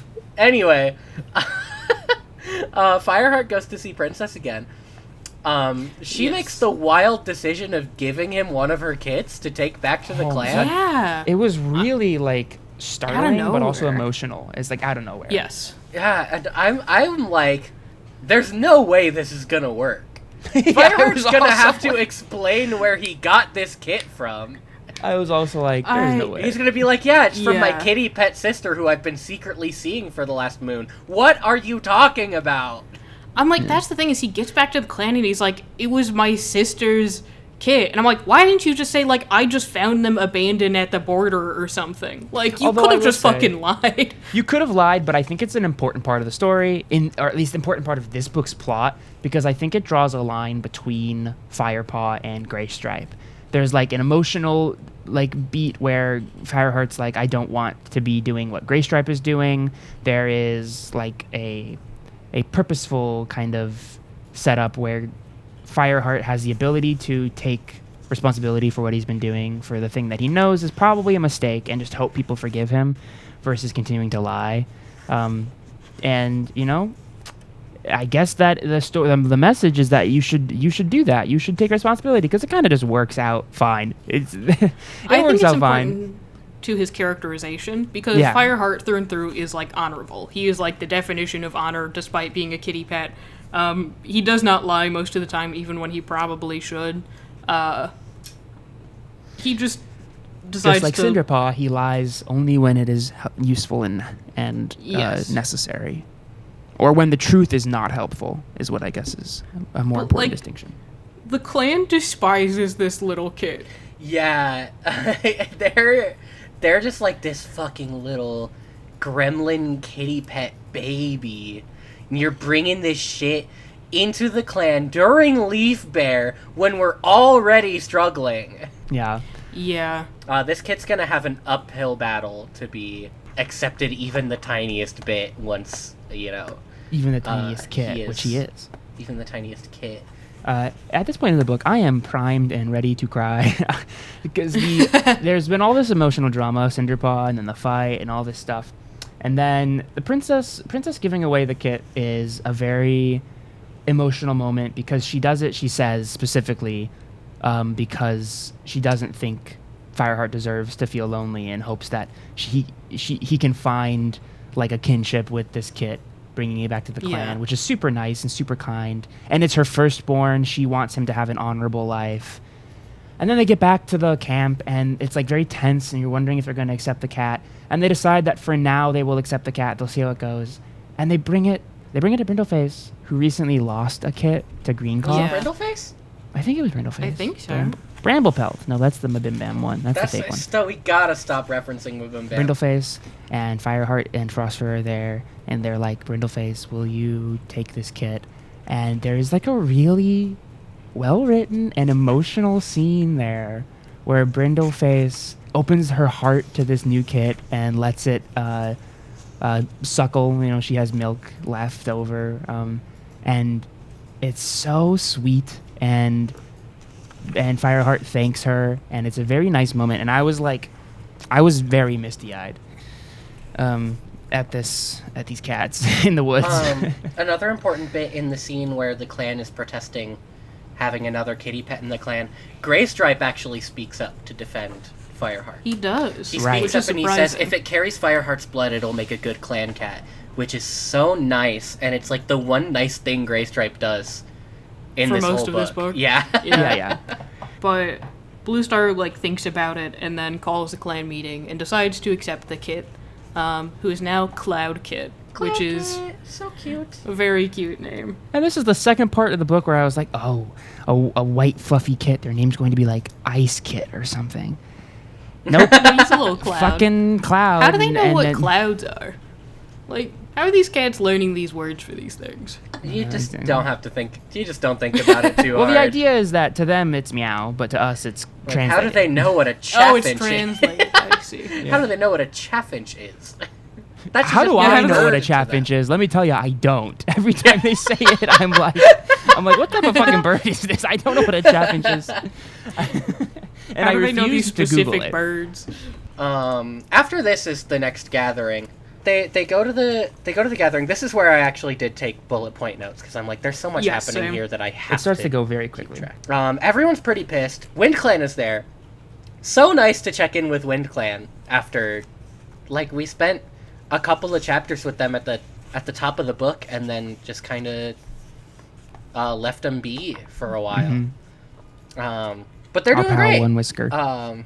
Yeah, we get to see One Whisker and Morning Flower and all the Wind Clan cats, and Barkface is probably there. Good old Barkface. Good old Barkface. Like, there's another moment where Fireheart checks on Morning Flower, who was like a recently kitted she-cat at the beginning, and it's just another moment where he's so sweet and thoughtful. Like, he never stops thinking about everyone else and caring about them, despite everything that he's been through. What a He's good. still like, is she okay? What a good guy. Yeah. What a good cat. Yeah. I think Shadow Clan and River Clan are pretty mad that Wind Clan is back. Yeah. They were not happy. They were not in favor of that. River Clan knows that a Thunder Clan cat has been coming across their border in the same place constantly. Yeah, because Blue Star calls the meeting, like, pretty fast and, like, confronts Shadow Clan and River Clan, who immediately deny ever being in their territory. And they're like, and you had a fucker in our territory, so we're being a bit hypocritical, aren't we? Yeah, Thunder Clan accuses Shadow Clan and River Clan that they've been sending their warriors in their territories across their borders. Wind Clan accuses the same thing, that they've been sending Shadow Clan at their borders. It's sort of a divide between the two groups, the two pairs of clans. That River Clan and Shadow Clan are accusing Thunder Clan and Wind Clan of teaming up against them. Thunder Clan and Wind Clan are accusing Shadow Clan and River Clan of teaming up against them. I'm amazed that I managed to say that and keep all of the clan names straight. It's amazing. Yeah, they're like River Clan and Shadow Clan are specifically accusing Thunder Clan of bringing Wind Clan back so they could take over the whole forest.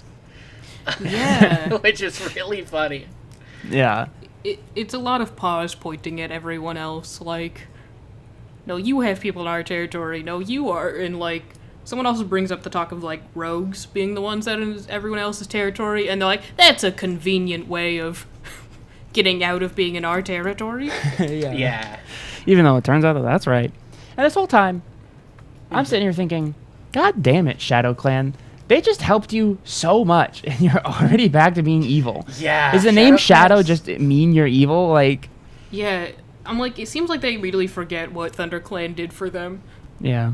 In the midst of all this fighting, the clouds cover the moon, and all the medicine cats are freaking out. They're like, this is a terrible omen. We have to stop the gathering right now. StarClan is so mad at us.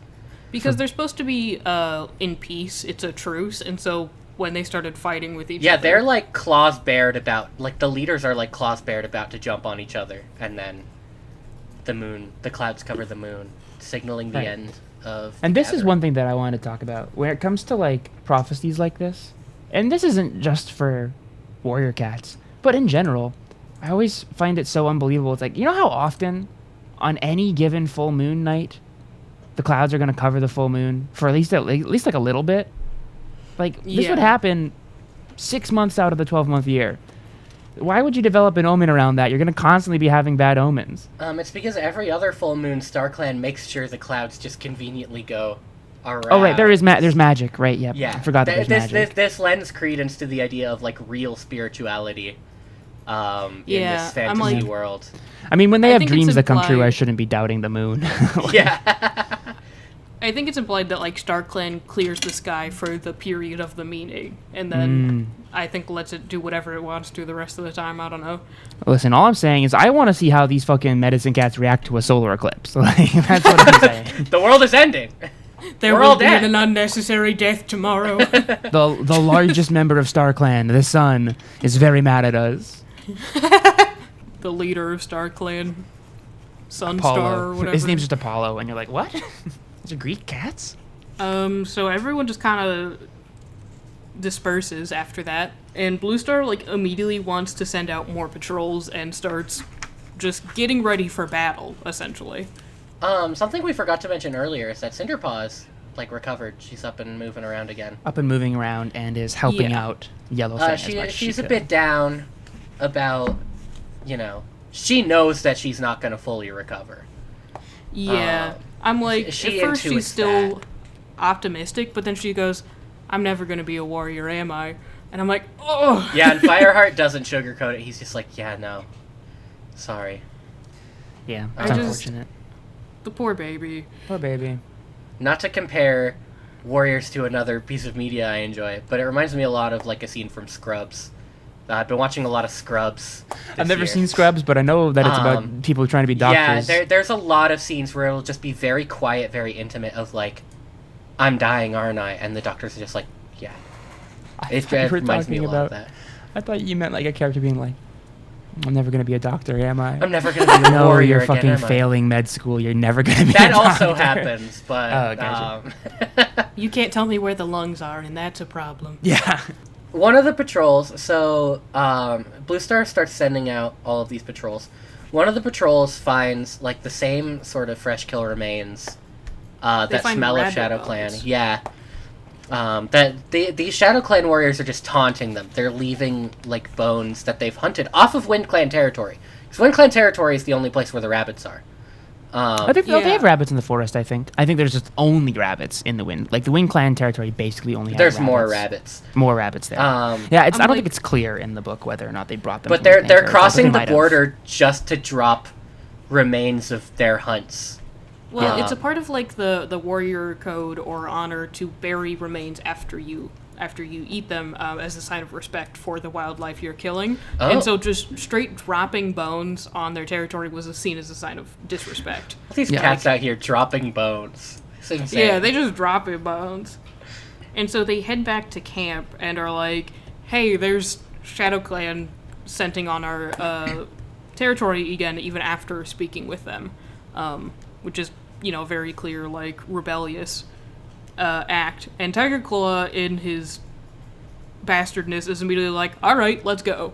Right now, without even asking Yeah. Blue Star. Mm-hmm. Blue Star's Star's out on a on patrol. a patrol. Importantly, pretty much all of the warriors are gone. Fireheart comes back to the Yes. camp. It's just like Queen's elders, apprentices, Yellowfang and Fireheart at the camp.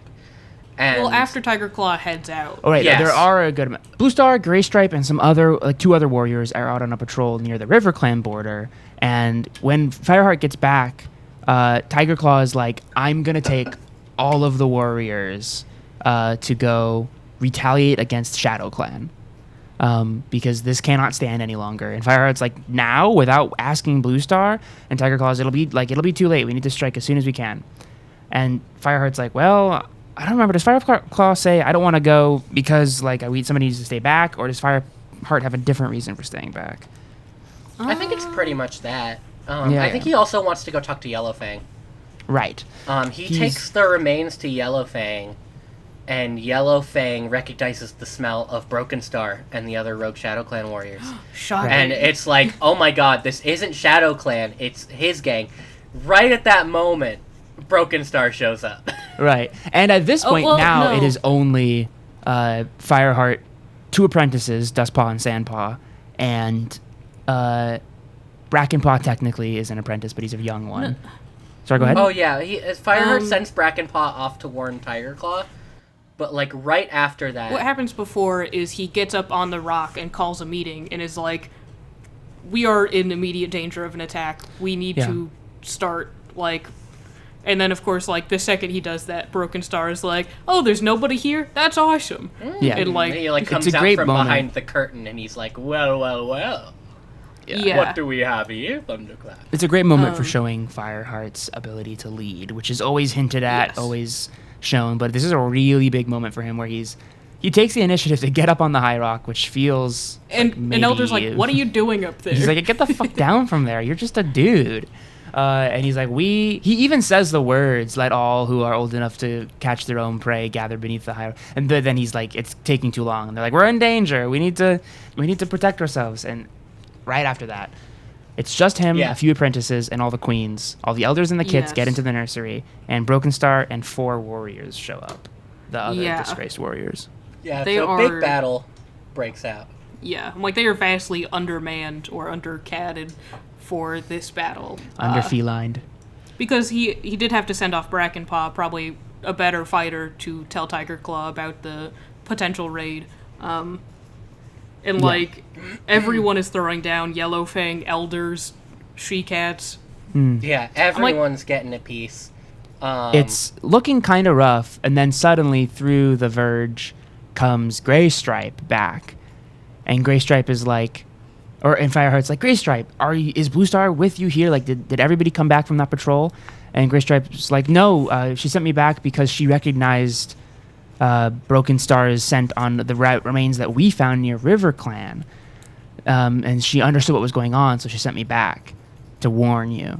And he helps get some ass kicking done, and he kills one of the warriors. He kills Clawface. Clawface. Was Clawface the former deputy?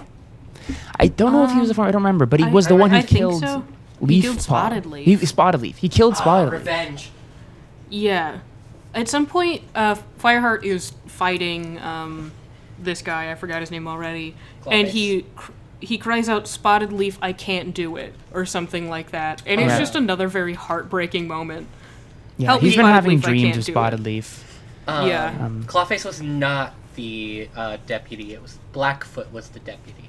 Oh, I Right, see. right. I pulled out the first book to check. And then Frostfur drives off the cat who stole her kits. Another wonderful moment of revenge. Yes. She's gonna go chase after him to potentially kill him, and Fireheart is like, "We need you here right now." Yeah. And then in the chaos, they lose sight of Broken Star, the real threat here. And they're like, oh no, where could he be? And they hear a yowl come from Yellowheart's, the names, the fucking names. Yellowfang's den. I understand. We all And understand. Fireheart rushes in there and is like so worried about Cinderpaw or Yellowfang or something. And he gets in there and fucking Yellowfang's standing over the near lifeless body of Broken Star. I love that part because they really gloss over it. They're like, yeah, Yellowfang just fucking kills him. Like, she fucking gets it done.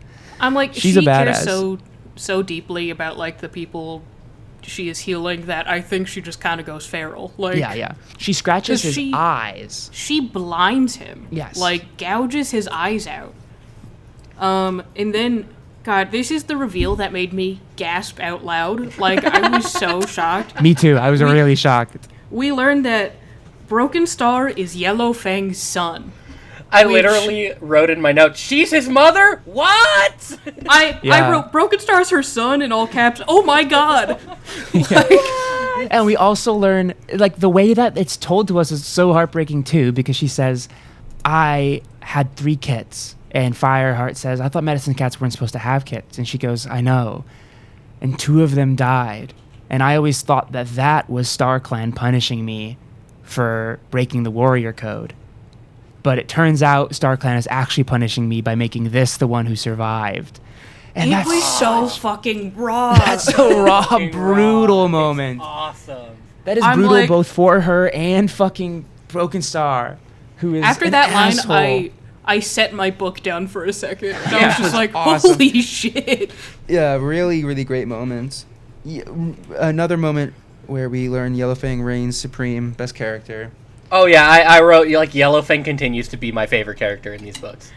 So well done. Even though she hasn't been in a majority of this book, or hasn't when been she like, shows up, it's always a really well done particularly character active. moment. Just her dynamics with Fireheart and Cinderpaw in this book are as fun as ever. She has the same sort of Yeah. dynamic with Cinderpaw that she did with Firepaw when he was an apprentice taking care of her. This like mean old lady, but like well-meaning mean old lady. I love gruff characters who find one person or like 2 people they like and are nice to. That's one of my favorite character tropes. Mm-hmm. And like, I don't know, something about her characterization is just so like deeply human, you know?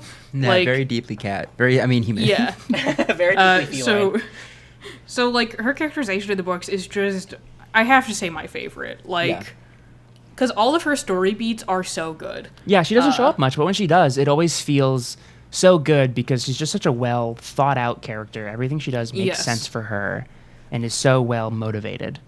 And directly after all this, Blue Star gets back, Tiger Claw gets back. Brackenpaw did a great job, rushed right there, led everybody back. They didn't even have time to get into Shadow Clan territory because Brackenpaw is so quick and speedy and he's exhausted. So he did a good job. And Fireheart's so relieved that so this relieved time that he the didn't apprentice fucking who ran die. off to meet up with Tiger Claw didn't get hit by a car. Because he thought there was a chance he would have to cross the Thunder Path in order to find them. And he specifically is like, you'll be okay. I'm sorry that I haven't even taught you how to do it yet, but you can do this. You need to do this. And so he's so happy that it worked out.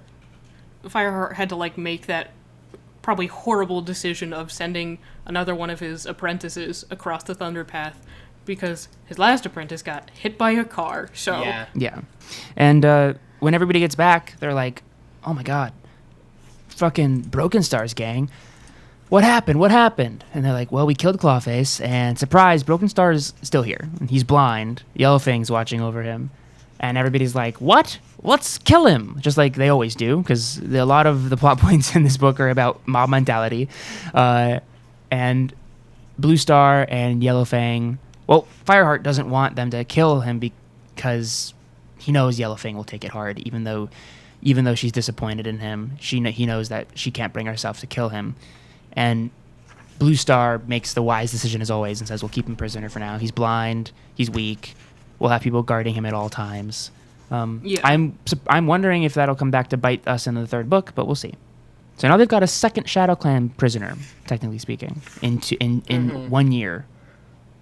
I've got to say, I'm not super thrilled about the whole if we kill Broken Star, that means we're no better than him shtick.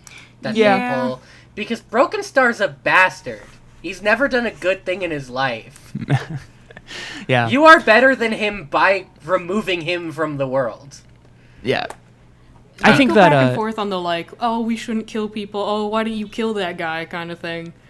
It definitely is very like, this is a book for children. We have to understand that they have to instill the message like, killing is bad even if you don't like someone. And I'm like, yeah, that's fine, but I think that he should rot.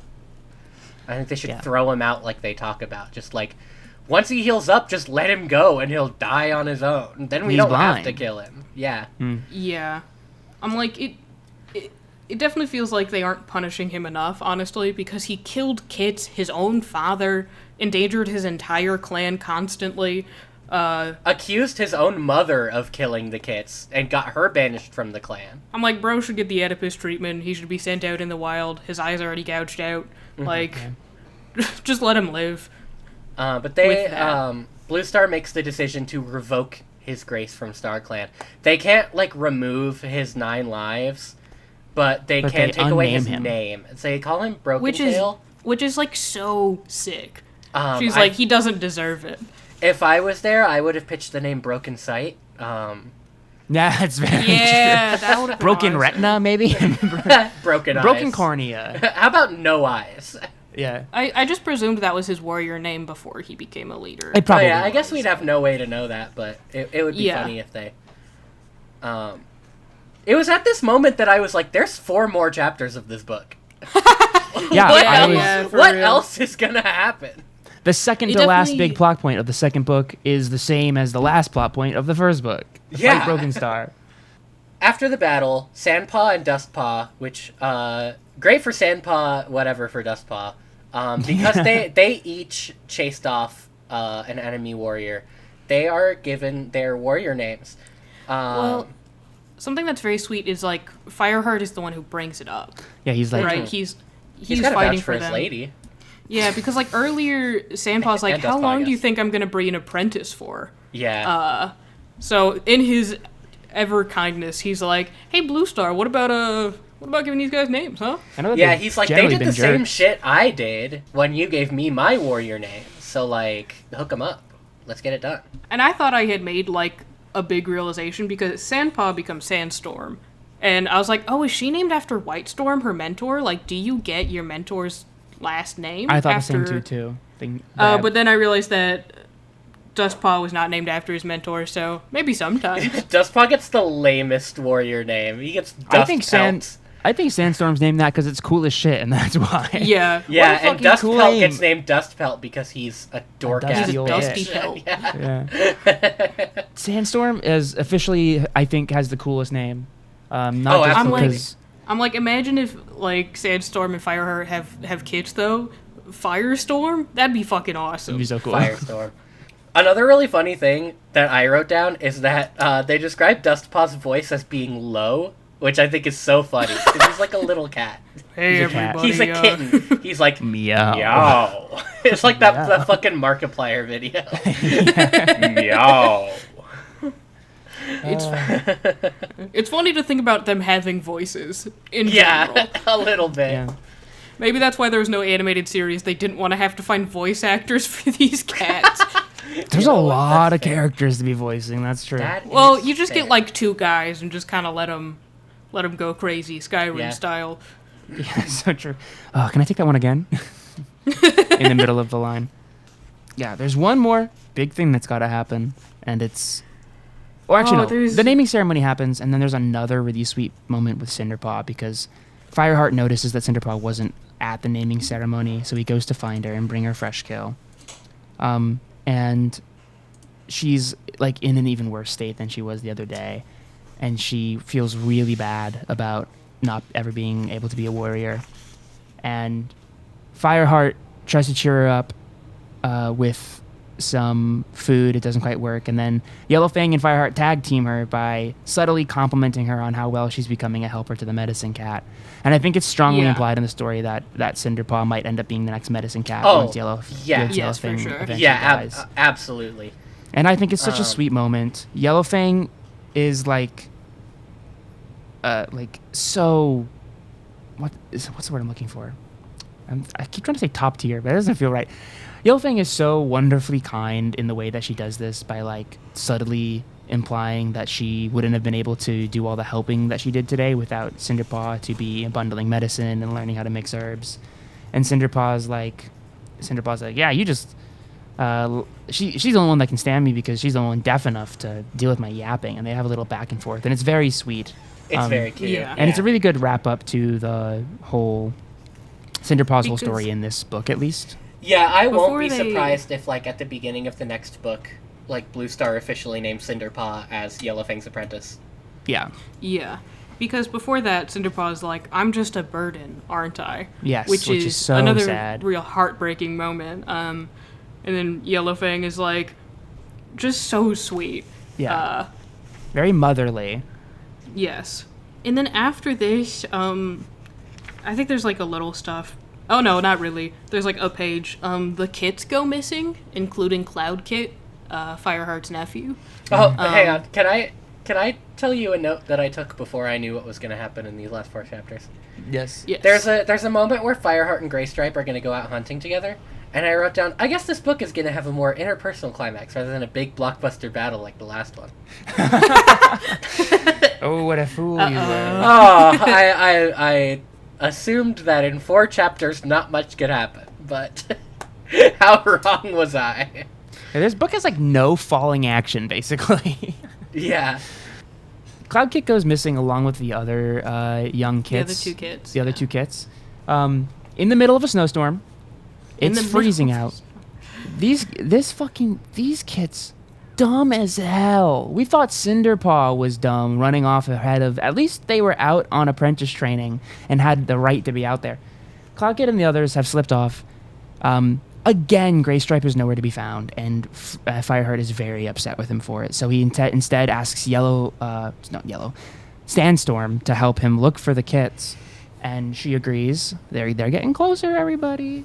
They're enjoying each other's time and being thankful for each other. And they run out. They're freezing themselves out there. They don't know what's going on, and they're looking and looking. They're about to give up and go back when they hear mewling and they smell the kits nearby in an old hollow tree. And they go look, and there's just the 2 that are not Cloud Kit, who have names that I don't remember. Unless they don't. I don't think they have names even. I It's don't just think Cloud they- Kit and the they other have 2. Yeah. names. No, I'm like, they don't have names. They in the front section of the book, they do have a section for cats that are not clan cats, and Cloud Kit's in there for some reason, which is Aw. yeah, I know, right? It tells you how the author thinks about him. Go ahead, Toasty.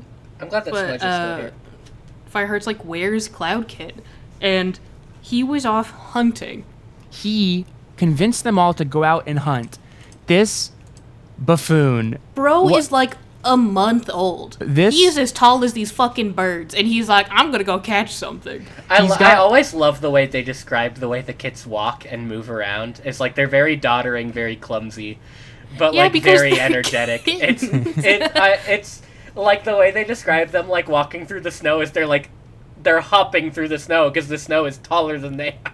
It's so cute. It's so funny, and they're all almost freezing to death. And Cloud Kit, they foreshadowed this earlier because when people were making fun of Cloud Kit for his white fur, is like a bird will spot Cloud Kit from a mile away or something. Sandpaw, when they were still Sandpaw, and when they were still getting closer together, tells Fireheart, "Don't worry about it. He'll be great at hunting in winter."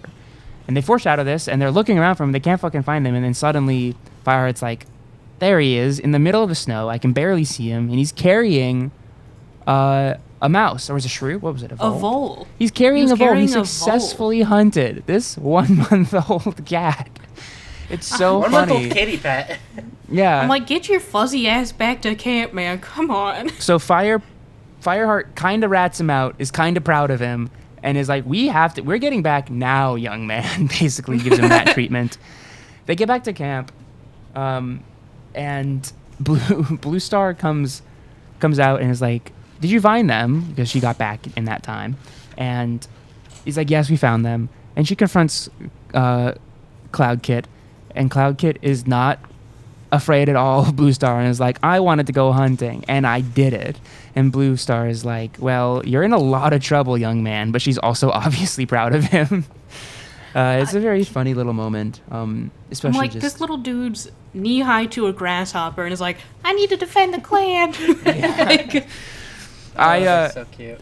Another situation where I really am glad that I did I read the book and then I listened to the audio tape. And again, the voicing of the audio tape is great. The person who read it, I need to look up their name. The narration is by Macbeth Andrews for all of the audiobooks that I find on Audible, and he's very fantastic. It's so fantastic. And Cloud Kit sounds exactly how you just made him sound. He's like, I'm gonna fight for the clan. And it's so funny. Fresh kill for the elders. Yeah, it's great. we must defend our honor. No. We gotta get those Shadowcrab bastards. He's a defiant little thing. The kits are so cute. That also never changes about these books. The kits are always adorably stupid. I mean, yeah. Also, in this moment, I'm like, does Cloud Kit know he's not clan-born? Because That's he's a good just being question. raised amongst the clan-born cats. Like, has anybody told him, like, yeah, that's not your mom, dog. Your mom's name is adopted. Princess. You're Your mom's- adopted. Fireheart has... The next thing I have in my notes is that Fireheart has a dream. Yeah, he has another prophetic. He has a dream where Spotted Leaf appears to him. Spotted Leaf appears in his dream, warns him of a great battle, and says, beware a warrior you can't trust. And Fireheart wakes up and he's like, it must be Greystripe. I can't trust that guy. He's not my friend anymore. Their interpersonal relationship is really coming to a head. It is, yeah. I'm like, in his ever-intelligence, Fireheart's like, gotta be Greystripe. It's gotta be of all Greystripe. the cats. Can't think of anybody else in this clan I can't trust. I wonder what Tiger Claw's up to right now. Yeah, my old pal Tiger Claw. Why did I ever dislike this guy again? Good old Tiger Claw. Do you think Spotted Leaf is, like, bashing her head against the wall? Like, man, come on. She's up there, like, looking at the other Star Clan cats in the stars next to her. Can you Like, fucking believe this guy? I come to him in a dream. This takes me months to do, and then he's like, got the wrong guy. I had to store my spectral energy for moons to get that message to him. Yeah, and she's like, I can't believe I had a fucking crush on this idiot. I I'm should gonna have give just the said dream to Tiger someone else Claw. next time. Why didn't I just say Tiger Claw? Yeah, and all the other Star Clan cats are like, you probably should have just said Tiger You probably Claw. should have just said Tiger Claw. I'm like, maybe you can't directly, like, fuck with, like, the timeline or whatever. I'm by sure that's specifying why, who. but I'm not sure that's why. That's very Marvel for this Warrior Cats Yeah. universe. I'm like, maybe there's, like, a Star Clan warrior code where they're like, you have to be vague as shit. don't you cannot use just names. tell them stuff. Yeah. Don't give timelines. Spotted Leaf's up there Also- trying to come up with, beware the cat whose name rhymes with Liger Saw. Claw. I'm like, I'm like, maybe we'll never get the answer to this, but they are like trying to predict the future, so maybe it's fuzzy of who is betraying him, perhaps. Yeah. Or there's multiple options, or so she's just like, just beware a warrior, just to be safe. Yeah, better to be safe than sorry. Just beware. Beware! Beware, short for be aware, which I hope you would always be if you're a cat fighting other cats. I just imagine anytime these have these, like, prophecy moments that their cat's voice become just, like, so booming and, like, beware of warrior you cannot trust. Meow, meow, meow, Yeah. meow, meow, meow, meow. I wish that I knew which buttons on my soundboard made me echo, because there is one for it, but I'm not going to risk pressing a button just to ruin this section of audio. So. One Whisker runs into the camp and he says that River Clan and Shadow Clan have joined forces to invade Wind Clan again. We're gearing up for a big final battle that my dumbass 3 chapters ago thought was unthinkable. Yeah. You're like, I'm so glad we get to get some intimate, like, interpersonal stuff between Gray Stripe and Fireheart, but instead, we just gotta hear another 10 pages about scratched this cat, scratched this cat, dug my then this claws cat into bit their this shoulder, vaulted them off, rolled over, and knocked them down. Yeah. There's only so many moves a cat can do. Yeah. Blue Star rallies everyone to join the battle. They're all going. Including Cloud Kit and the other 2 kits, who are following behind because they're dumb little babies. A day ago, they were told, you better not be caught sneaking out again. Yeah. And they were like, yes, ma'am. And then they all go fight a battle, and they're like, we thought we could help fight the battle. It's like, did you not listen to Blue Star? In one adorable little ear, out the other. Exactly.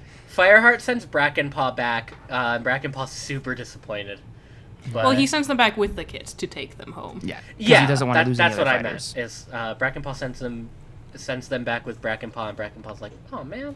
Specifically, Fireheart believes, and rightly so, that it's a test, a moment of, like, being tested by Tiger Claw, when Tiger Claw is like, Cloud Kit is your, like, responsibility. You deal with this problem. How are you going to get him home? And he knows Tiger Claw is asking him to choose to get the cats home or to fight this battle for show your loyalty to ThunderClan. And Fireheart says, you know what? I choose both. Brackenpaw, sorry, bud, it's your job now. Yeah. I'll just dump it on an apprentice. It's fine. Which makes sense. The apprentice has less fighting experience. They are the one person that they can do without. Yeah, I'm probably, like, sure in his mind as well, he doesn't want to lose another apprentice. Yeah, like, it's honestly maybe smart. he just wants him to have a little more training time. And Brackenpaw Yeah. has been, like, successfully doing a lot of useful stuff. So Brackenpaw is definitely Yes. trustworthy. So then they continue their journey. Cloud Kit's empty head out of the way. It's all full Bro's of head is clouds. sure in the clouds. Yeah. Yeah, oh, so true. And So they get to the battle. yeah, they do my favorite strategy that they did in the climax of the first book also, that I don't, really understand why it works, like what's useful about it. They split into 2 groups, have one group attack first, and then have the second group wait for the signal to join the attack. I'm like, I think maybe just to catch them off guard again, because, like, obviously surprise is your best helper in a battle, so surprise twice is even better than surprise once. Yeah. But if the numbers are going to help you win it anyway, wouldn't you just want to attack all at once? That way the people who go in first don't get extra scratched up for no reason while they're battling even odds. Maybe it's just so they can assess the situation better after after getting paws on the ground. Listen, I'm no military leader. These cats have more military experience than I do. So. Yeah. Yes, I'm General like, it's Blue just Star. cats fighting. Like, Fireheart ends up fighting Leopard for the deputy from River Clan. He calls out to Tiger Claw for help. He's like pinned down. he is getting clawed in the stomach over and over and over again. And he cries out to Tiger Claw for help, who is not fighting anyone, and Tiger Claw just stares at him. With, It's to quote the so- book, unmasked hatred. Yeah, it's man, just- I wonder who the warrior you can't trust is now. How does he get out of this? Like, who comes to save him? He finishes it himself. Oh, no, Nobody somebody- saves him. Doesn't, Does it? I thought, doesn't Sandstorm Oh, save no, him? No, somebody saves him. Gray Stripe. Gray Stripe comes in, yes. Yes. But then, Fireheart gets attacked by Silverstream, because Silverstream, I guess, like, is injured and doesn't recognize him. Like, Yeah. her sight's not great. She's got blood in her Um, eyes, and she hasn't cleared it yet. Yeah, she Gray doesn't Stripe. recognize him. Gray Stripe shouts to stop Silverstream from attacking, and Fireheart lets her go, which is noticed by Darkstripe, close compatriot of Dust Tiger Pelt. Claw. Bastard. Is it Dustpelt? It's Dustpelt. Is it Dustpelt? I thought it was Darkstripe. I think wrote so. down Darkstripe. I thought it was They Darkstripe. got similar ass names. Oh, no, it was Darkstripe, my bad. Yeah, They Darkstripe. got similar ass names. So Right-hand I- bastard Yeah. to Tiger I Claw. wouldn't blame you any more than you would blame me. I'm like, I think I just took my notes after finishing the book, so I Mhm. I thought was it was taking them, Dustpelt like, because he's as such I a was little going. bastard. No, it is Darkstripe, who I think is like the closest compatriot to Tiger Yeah, Claw. yeah. So that fucking sucks. Second in line for Evil Throne. Yeah. Immediately after the battle, they've won. There's a lot of bloodied cats around the Wing Clan camp, especially the Wing Clan members, because they were fighting alone for a while. I want to Yeah. mention real quick, I meant to mention this earlier, multiple times in this book and the series so far, or in book 2, but I'll still say that. I have been left to wonder how fast these cats can get around. Because sometimes they make it seem like it's an entire day's journey to patrol, like, just to the Sunning Rocks and back or something. Sometimes they make it seem Yeah. like, oh, there's a battle going on in Wing Clan camp right now. We can get there in time for them to not be ravaged by the time we get there. Like, Wing Clan is Yeah. fighting outnumbered for the entire time they're making the journey, and it still seems okay. And that it seems incongruous with the amount of time it takes to get around this world. I know it's not super important, but I think about it Yeah. constantly. Yeah. Probably just I'm best like, not to there- think about too much. Yeah. There are some moments where, like, the timing makes sense, but there are other times where I'm like, that was kind of fast. That was kind of fast. Or like, why are they still traveling, you know? Yeah. Especially given the map. Like, when you look at the map, I'm like, these areas are tiny. Yeah. These are fast. What's going on? Fireheart and Tiger Claw end up fighting the River Clan and Shadow Clan leaders. I think Fireheart fights Nightstar, and Tiger Claw fights Crooked Star. Yeah. They both get beaten. They both run off. Yeah, the two of them collectively but separately cause the other clans to retreat by taking their leaders out, which is pretty cool. Gotta say, if this was an animated series, that would be pretty fucking awesome to watch, like those two battles happening at the same time. Yeah. It'd be fun. And then Someone Pretty pick this up. It's not too late. pretty much like right after the battle ends, Darkstripe tells Tiger Claw about the fact that Fireheart let Silverstream go. And again, in this moment, Tiger Claw is prioritizing hating Fireheart over the wellness of his own clan. Like, yeah. he's immediately on his ass about it. Instead of, like, making sure no one's too horribly injured or getting people home or talking to Wind Clan. Bro's like, so you let that guy go, huh? And Fireheart does something that we don't see from him often, but I like when we do. He gets a little more feisty. He lets his feisty side out. Yes. He says, Yeah. you fucking let Crooked Star go. Like, what do you want me to do? You want to catch up to the cat that I let go and ask them if I scratched them? Like, Go he ahead. said, why? Did you want me to kill her? yeah, exactly. Like, directly challenging the warrior code that he is, quote-unquote, supposed to uphold. Like, Yeah, it's an awesome exchange. I love that. Like, Fireheart's done with this shit. He's like, come on, Yeah. man. It's definitely getting to a point where I can see them beginning to start actually fighting soon. Like actually going head to head politically, strategically. I mean, Tiger Claw essentially was watching him die. Like, of course he's not going to trust him in any ounce anymore, because Yeah. there's no question anymore of whether or not Yeah. Tiger Claw is evil. Like, And because before it was kind of so-so. yeah, and Gray Stripe did run off to chase Silverstream. Tiger Claw also noticed that, so he says, I don't need to go ask that cat why you let them go. Gray Stripe seems like they'll know. And Gray Stripe, as soon as he says that, Gray Stripe gets back and is like, I wasn't able to catch her, right? Which is the excuse that Tiger Claw thought that he'd be using. So there's still a lot of tensions in the air, but then they simmer down enough to like go their separate ways, and Fireheart and Gray Stripe get some alone time together for the first time in a long time. And they have like a heart-to-heart, and only then, after all of this, does Fireheart finally go, fuck, it was Tiger Claw that I was supposed to beware. I'm so stupid. It's like, yeah, dude, he watched you die. He watched you dying. What are you talking about? I'm like, I think my problem with this, like, ending page, essentially, is, yeah, Gray Stripe and Fireheart get a little alone moment, And Fireheart is, like, immediately apologetic, but Graystripe does not apologize, like, at all for anything. He doesn't apologize. He just expresses sympathy for the situation that they're both in. He doesn't even, like, hardly acknowledge what Fireheart's been through. He does have a moment of clarity where he's like, yeah, dude, you were right all along. This battle was hard for me because I wasn't sure who I was fighting for at that moment. Yeah.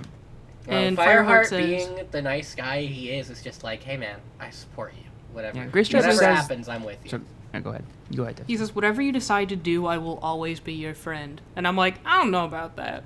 I think it's all right. Like- I think that I'm willing to give Graystripe a lot of grace because the entire point of his plot in this book is like about love, and that's such a touchy thing. It's often used in this way in stories, right? And at the end, he does say, "You were right. Like this is making things harder. I don't know what to do about it, but I just can't let her go." Implying I love her too much. Like love is a very important thing in stories. I feel like I would be a little more forgiving if we could have seen it from Graystripe's perspective at all. But, like, from an outsider's perspective, it just seems very selfish. Like, and I just wish he would be a little more, I don't know, empathetic towards Fireheart, I guess. I still feel like he's being a shit friend despite the fact that he is in love. Yeah. Like, I don't think love is for someone else forgives your treatment of other people. True. Yeah. I feel like there's gonna be a lot to tackle in the third book, especially because it kind of just ends there. Like they It just talk, they ends say there, we're gonna be yeah. friends, and it's over. I was like, The it only definitely thing feels that really a little resolves abrupt. here is the battle. Yeah. Yeah. But it's also a nice, like, they love to end it a little tense for the next time. Like, Yeah. There's which like is just good story writing. there's nothing new there's nothing new in this one. Like in the old one, the new thing in the first book, the new thing was we're gonna have to deal with Tiger Claw. In this one, Yeah. there isn't really something like that, except that we don't know we don't know what the future holds, and so we're gonna have to watch these cats do more stuff in the third book. I'm like, I am curious to how, like, Fireheart's, favoritism towards Graystripe even after, like, breaking Warrior Code is going to affect him in the third book, because he could just be seen as colluding with Graystripe, even though he's technically not a part of it. He's just supporting his friend. So will he be even more prejudiced against, even though he's not the one doing the bad thing? Yeah. Well, we'll have It seems to me, if I was to guess, I would say it seems like the entire story is eventually leading towards some sort of clan unification.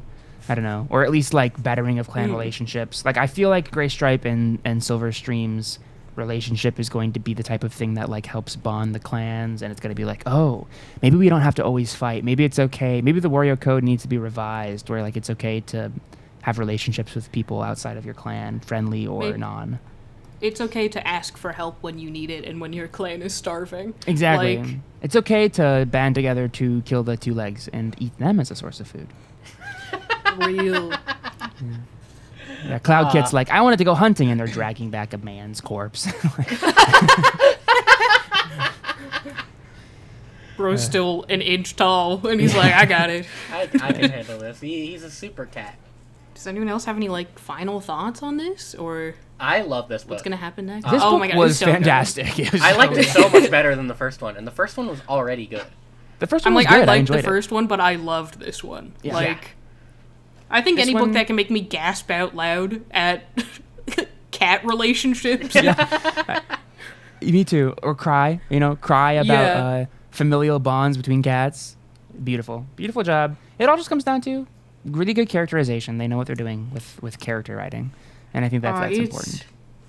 It's really wonderful. Like, it's just such a deep story. When you a come lot deeper across- than I was expecting. Yeah. When you come across books like this meant for kids with so much heart put into them and effort, it really is special because, it's important to give children access to things that make them feel like adults and treat them like adults, like they can understand these things. And this book, even more than the first one, like tackles like heavy stuff and doesn't like shy away from it. And when you're like a young adult, it's very important to like feel like you are allowed to consume these things and that you can understand them and learn from them even. I'm like, my thing with like children's media is I have a large problem with people who are like, oh, it's good for a kid's book or whatever, and it seems like they completely forgot all of the things that we consumed as children. Like, not every book and movie and like TV show is like Cocomelon level shit. Like, Pixar movies and Disney movies have very deep stories to them and tackle pretty large things. I'm like, when I took my children's lit class, what we did talk about is academics like to argue about children's literature a lot, as they do with everything. They like to argue about whether or not, like, kids' books should just be for entertainment purposes, for just teaching purposes, or a mixture of both. And so I think it is interesting reading the teachable moments in these books on top of just the entertainment value of them. Yeah, they do a good job of balancing it. Yeah, I'm like, books are supposed to give kids an outlet to understand the world around them within a safe space. Like, because the world is scary, there's a lot of death and sickness, and being able to explore it with just silly cats and, like, come to term with those feelings, I think is really important. Mm-hmm. Yeah, I very much agree. There are moments when I was reading this where I have to remind myself that, like the thing with Broken Star, I have to remind myself that, like, this is a book for children, so there's gonna be stuff like, if we kill him, we're no better than he is, which is a trope that's in media for non-children as well. But yeah, there are moments where I have to remind myself, okay, this is targeted towards a pretty young audience. But I think the fact that this book makes me forget that just speaks to its quality. Like, yeah. That this is a book that can be enjoyed by anyone. Because there are some twists that are pretty spelled out, and it's like, well, of course. Like, it's important to let kids ask questions and also feel clever. Like, it's important to let them come to their own conclusions, but also lead them to it. So I do think it's cool how the series does it. So, on that note, would you guys like to plug anything before we wrap up? Yeah. First of all, thank you for listening. We hope you're either enjoying your read-along or just enjoying us ramble about these books. You have no idea what's going on in them. I'm Mitchell Crispi again. Sometimes I stream at Resolved Poem on twitch.tv. And if you can find me on the internet, follow me. That's fine. I'm not super duper online anymore, but I'd still love to hear your feedback, or if you ever need to contact me, you can reach me through the pod. All right. I'm Toasty Valentine again. I'm a streamer, VTuber, and artist. I stream roughly once a week if I'm not super busy. That's a little bit toasty on Twitch, and you can find me at Itty Bitty Toasty everywhere else. And I do actually want to plug something new I've got lately, which is I opened up an Etsy shop, which is also at Itty Bitty Toasty on Etsy. I only have one thing in the store right now, but I'm currently working on more products, and I'm going to be getting that in production soon. So, if you have any interest in pins and stickers and things of that nature, please check it out. I actually have a bucket hat. Oh my that I god! bought from Toasty's Etsy shop ages ago. This must have been like... That was from Redbubble, dog. That wasn't even... That was Redbubble? Aw, yeah. Nuts. I ruined the plug.